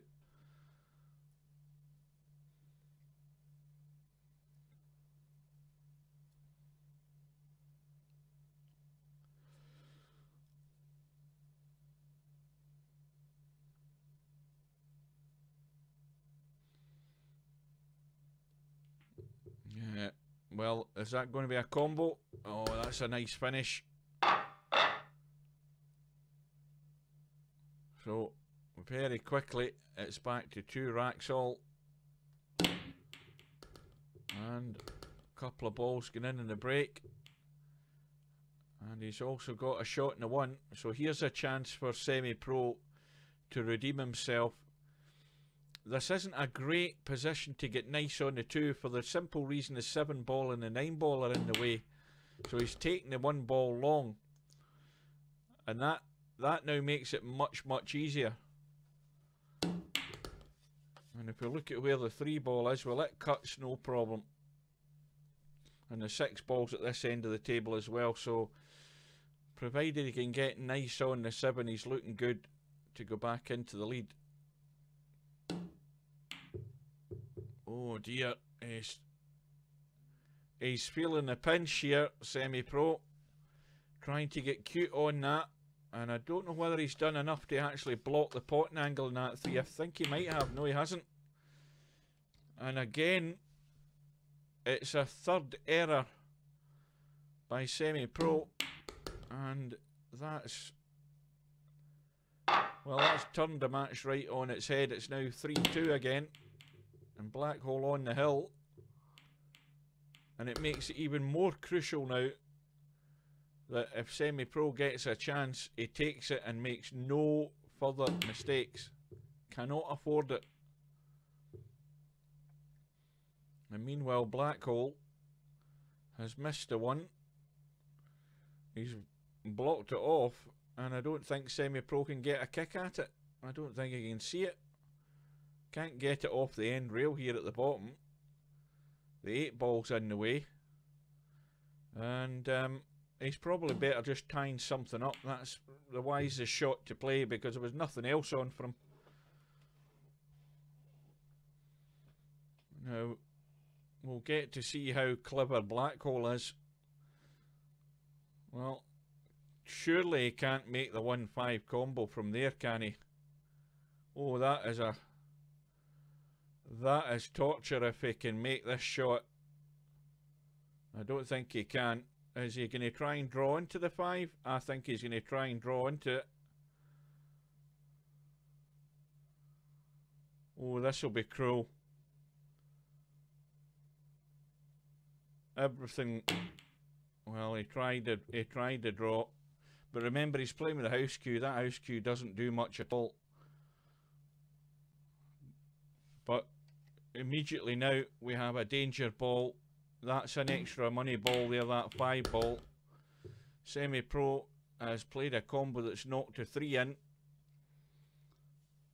And he's got no shot in the 1. Now, does he go all out for the bank on the 1?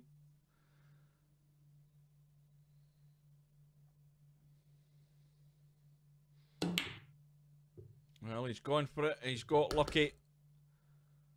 He's not sitting good in the 2. Let's have a look at how that looks from this side. Well, he can pot the 2 and avoid the scratch. He's just going to go to the side rail. And he's going to have to play a combo in the 4-5. Oh, he's hung up the 2. Surely this isn't Semi-Pro's 4th error that's going to cost him not only a rack, but the match. Well, it might not yet. Oh dear, it's all over. Black Hole's played the billiard from the 4 onto the 5, and the match is over. Well, what a turnaround that was. We had the errors from Semi-Pro. They all cost him racks, and in that final rack there, Black Hole's played the combo from the 4 onto the billiard from the 4 onto the 5, and it's done and dusted. Black Hole marches on in the 1 loss side by 4 racks to 2. Well, that's why the Moneyball handicapping is so much. I mean, the guys with the big handicap, with the big ratings, don't like the Moneyball handicapping, but it puts pressure on them to play to a standard. When it was back to the rack handicap, Larry was winning it every week. You know, now it's Moneyball handicapping. These guys have to work for their rating, and that's why there's so much pressure on them.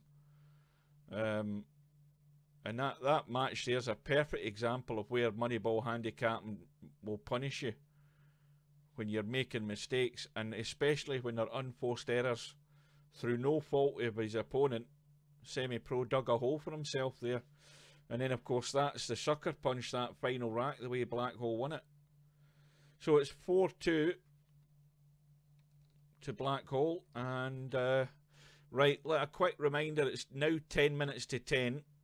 My bedtime is rapidly approaching, and we're not going to see the final on here, same as always. So Black Hole sitting there waiting on the winner of Marcellus and Dirties. They're at 1 rack all. We'll be in there in a second or two. And meanwhile, Larry is given 5 and out to Simanx, and Larry's trailing 2-1 at the moment. But in the meantime, we're going to nip back in and have a look at Marcellus and Dirties for the first time tonight, I think. I don't remember. I certainly don't remember seeing Marcellus tonight. Right, so it's now 2 racks to 1 to Marcellus, and Dirties is getting the 5 ball as his extra money ball.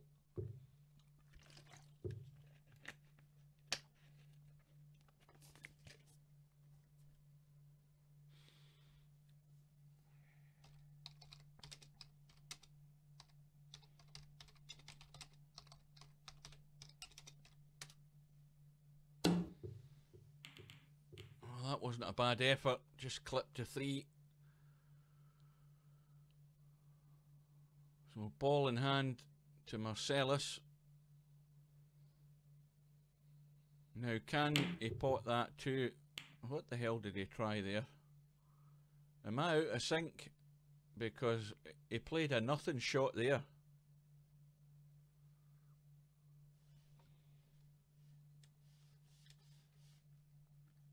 He's left Dirties a 1-9 combo. Well, that looks easy enough. That's about the right angle to... Well, maybe he's gone too far now to try and make this combo in the 9. Yeah. He was okay at one point and then he moved it offline.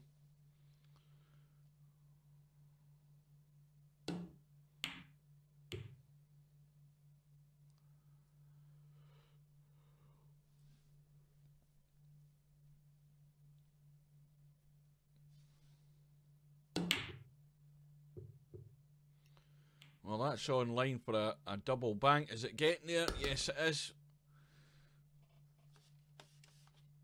Well, okay, can cut the 2 ball in. He's going to have to get lucky to get on this 3. And now, has he got lucky? No, I think the 5's going to block him out, is it? Oh, no, I think he's okay. I think he can do it.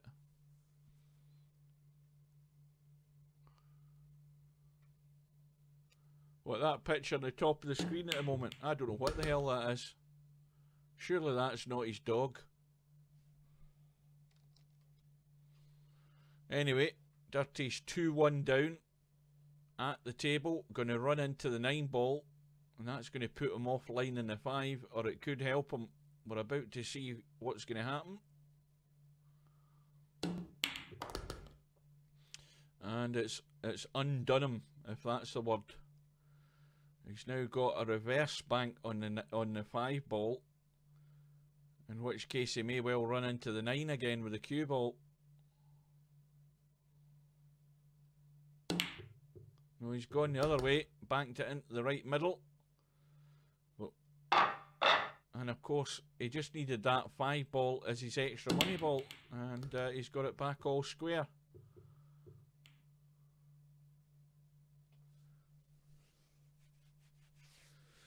So, the 1 ball has gone down, no shot on the 2. And he's not got cover, he's left the 2 on. But Marcellus is going to have to work this cue ball a fair bit to get down onto this 3. And he's into no man's land. Mind you, the 7 ball on the top left there makes that a big pocket. He has to watch the cue ball though. He's digging in. Well, he's way off the mark with that. That was a very good opportunity to pot the 3 there, but didn't get the line. But he's left it safe.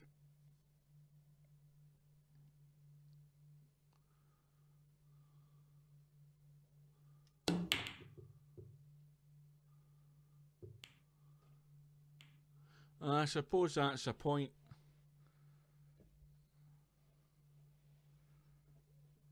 Of course, the other thing with the call shot, I think we've had tournaments like that before, and the problem I've noticed is that the guys who are getting the money ball handicapping are forgetting. I think most of the time they forgot to call the ball. So when they didn't call it and the money ball went in, it never actually counted. They kept forgetting to call them, which of course is all part of the rules of the game.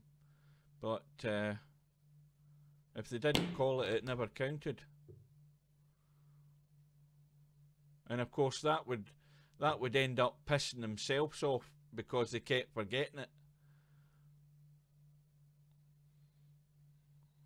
In the meantime, we're still at 2 racks all, and Dirties is just slamming at them, and you know when somebody's slamming at someone, the cue ball just ends up running around the table and getting into a pocket. They've got no idea what they're doing when they end up doing shots like that. That's just playing into your opponent's hands. You have to be making a better effort than that. And there was no need to slam at that 4 ball.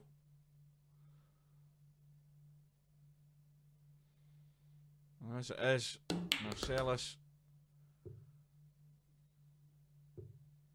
Well, he's got the chance. Now the only problem with this 6 ball is the cue ball's got to move. He's digging down. Well, that little nudge on the 8 has done him a favour. Shouldn't have any problem now.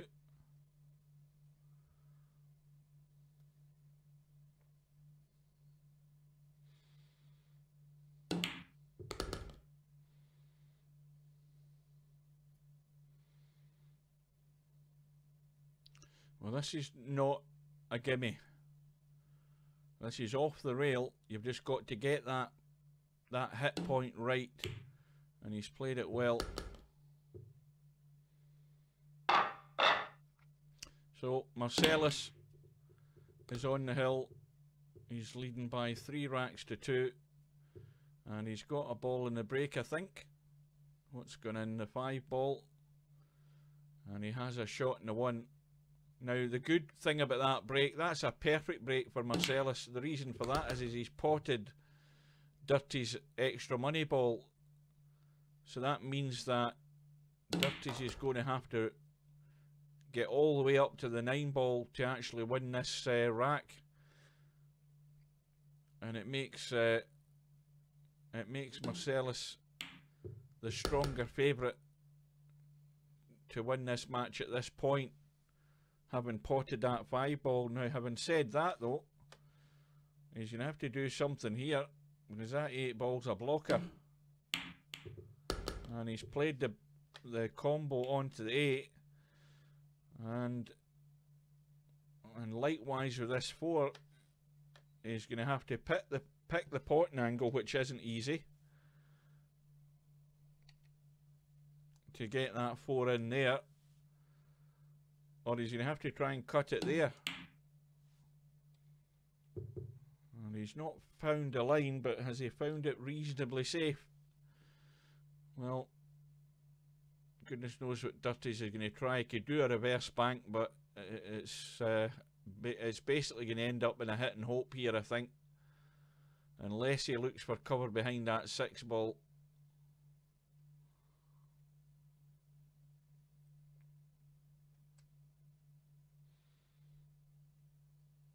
He looks as if he's lining up the reverse bank into the right middle. No, he's gone the other way, and it's gone in.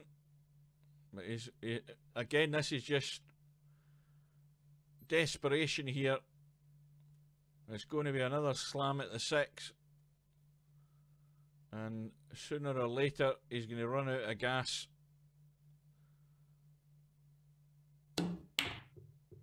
And that's going to go as well. So the last 2 shots have been double banks. He's got to now back this up and get this 7 ball and 9 ball.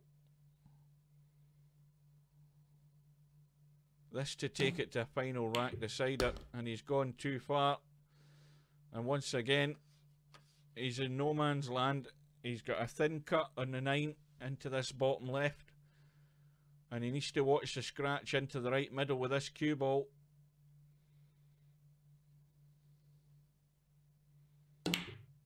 Look at the scratch, commentator's eye again, and it's all over.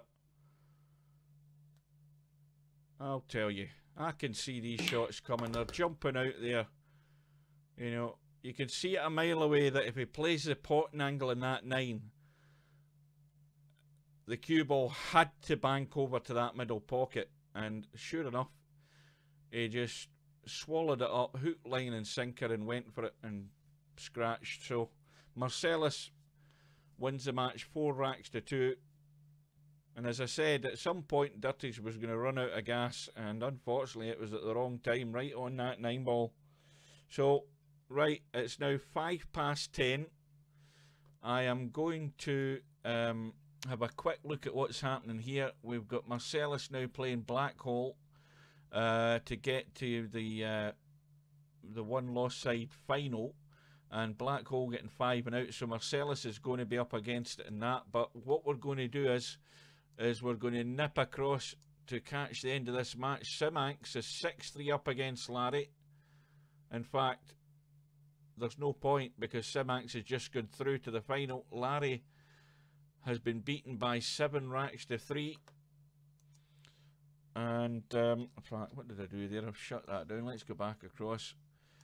Well, we now see Larry's waiting on the one lost side final for the winner of that match, to see who then goes back across to play Simanx in tonight's final. So it's 10:05. We're going to watch the Marcellus match with Black Hole, and that will be our last match tonight before I go to bed.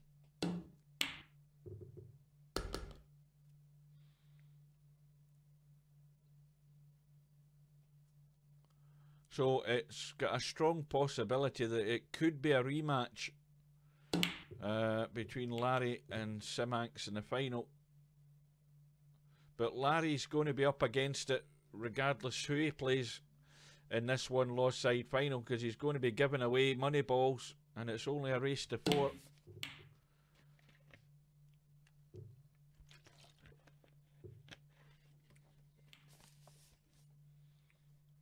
And we've got to remind ourselves here that Black Hole player 2 is getting 5 and out. So Marcellus has got to keep it tight. And Black Hole might have a slam at this 5-6 combo here for all we know. He's looking at it.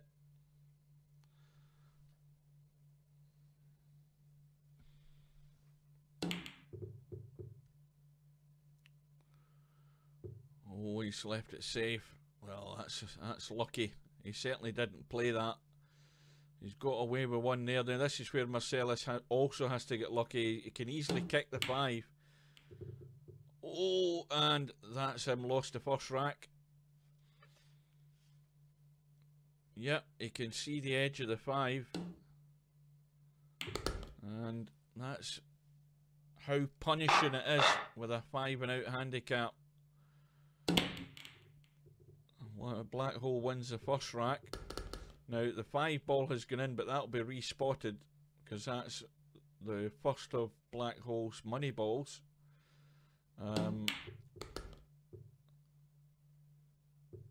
But the 4 ball also went down, and he's going to have to try and catch the edge of the 2. And how's his luck? Well, almost. So this is Marcellus at the table now, trailing by 1, given 5 and out, and he's going to have to string these balls together to tie the match up. And can he do it? That's the question. It looks so simple.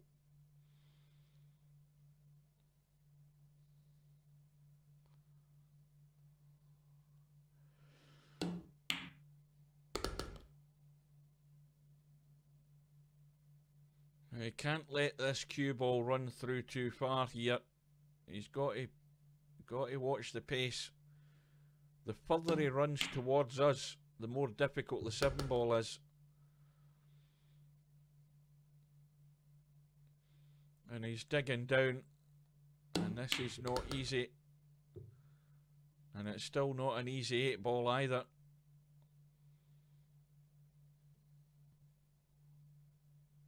And cannot make a mistake. And he's going to be in no man's land here. And Black Hole ready to pounce if he gets a sniff at this 9.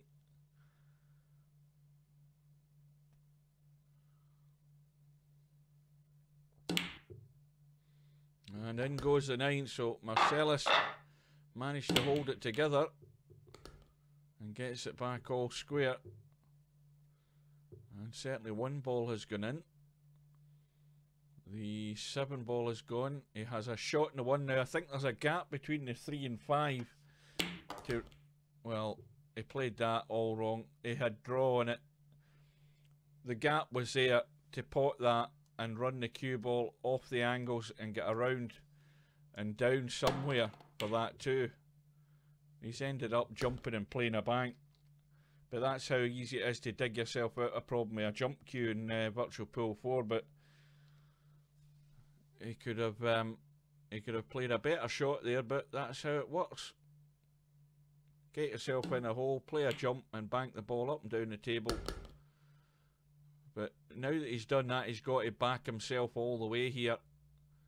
And this is a toughie as well. A little draggy 4 ball cut into that middle to try and hold for the 5. Well, he tried to take it long, and he got the kiss in the 8, and he got on the 5. Now can Black Hole get a shot in the 5?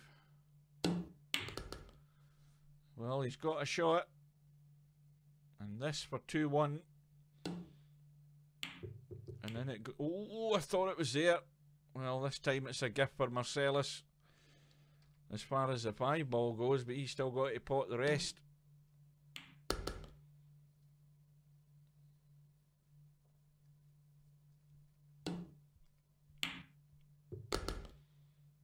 And that's gone 2 straight as well.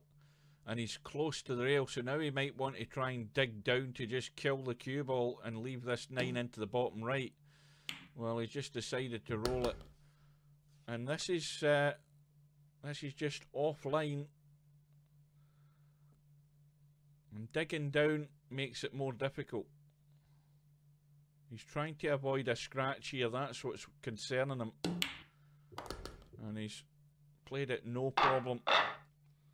So 2-1 to Marcellus.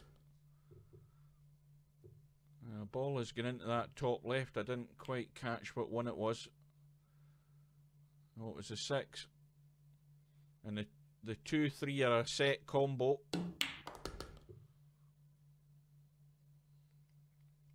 They're dead in line.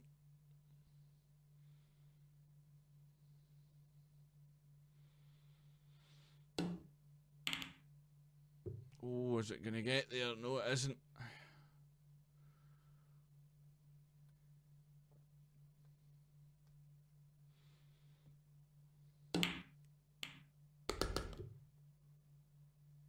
John, are you still there? You still watching?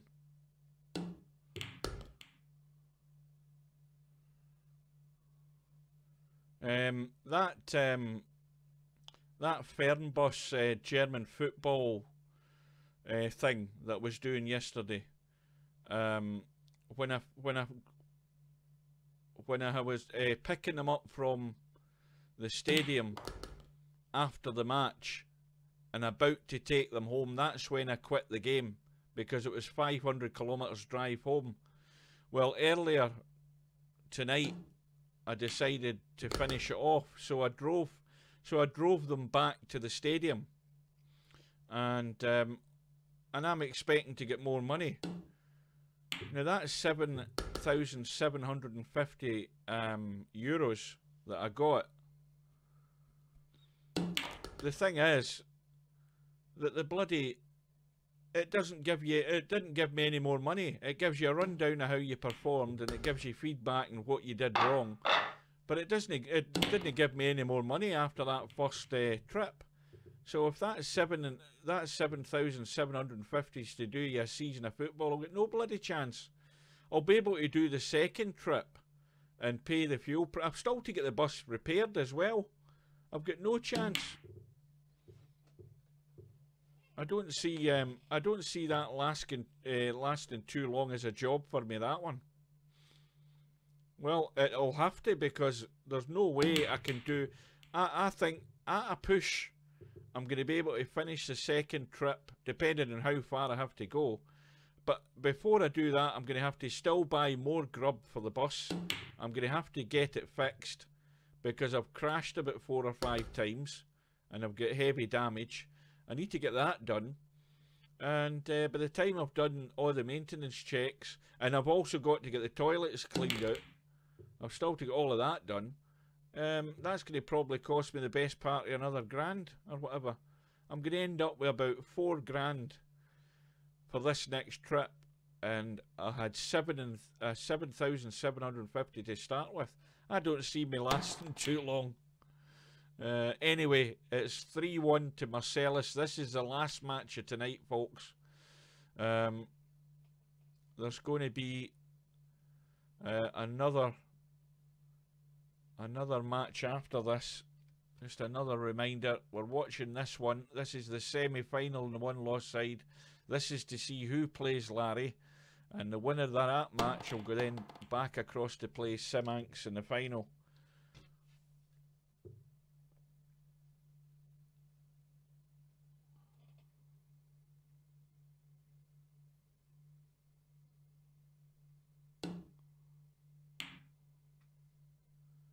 Yeah, I never bother looking at instructions. I haven't looked at any other videos on YouTube to see how other guys have been doing with that game. I don't know whether there's that many on it, but certainly I don't see you being able to do any more than a couple of jobs without getting a top up of cash from somewhere along the line.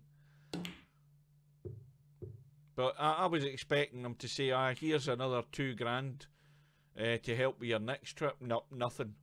It just basically said you were good, you were bad, you were this, you were that, and there's your performance, and go on with the next one.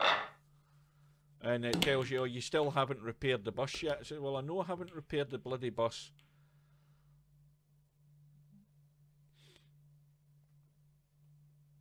So it's now 3-2. Black Hole. Well, I suppose the one thing in Marcellus's favour is that none of Black Hole's extra money balls are in a position where they're easy to pot. That's the one thing he has in his favour. And he needs a nice kiss here. And he ain't got it. But immediately Marcellus has a Black Hole has a problem. He's having a kick at the 5. Or a cut at the 5. He hasn't got it safe though. So Marcellus now, I don't know whether he can drag that 5 in to hold for the 6, or he has to run off 2 rails to get back across the table. He's trying to drag it in. So here's the pressure shot. Having to keep this 6 ball to the rail. Remember, it's Black Hole's extra money ball. And Marcellus should be home and dry if he gets this 7 and gets out onto the 8. Well, he could have done with being a bit further across to the right, to be honest with you. Because this could go out of shape here.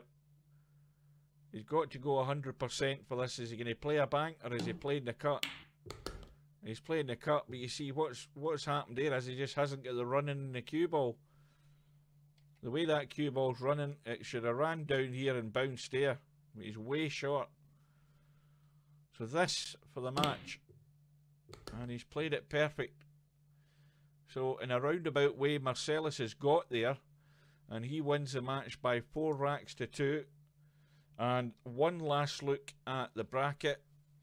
And we'll see that Larry is about to play Marcellus.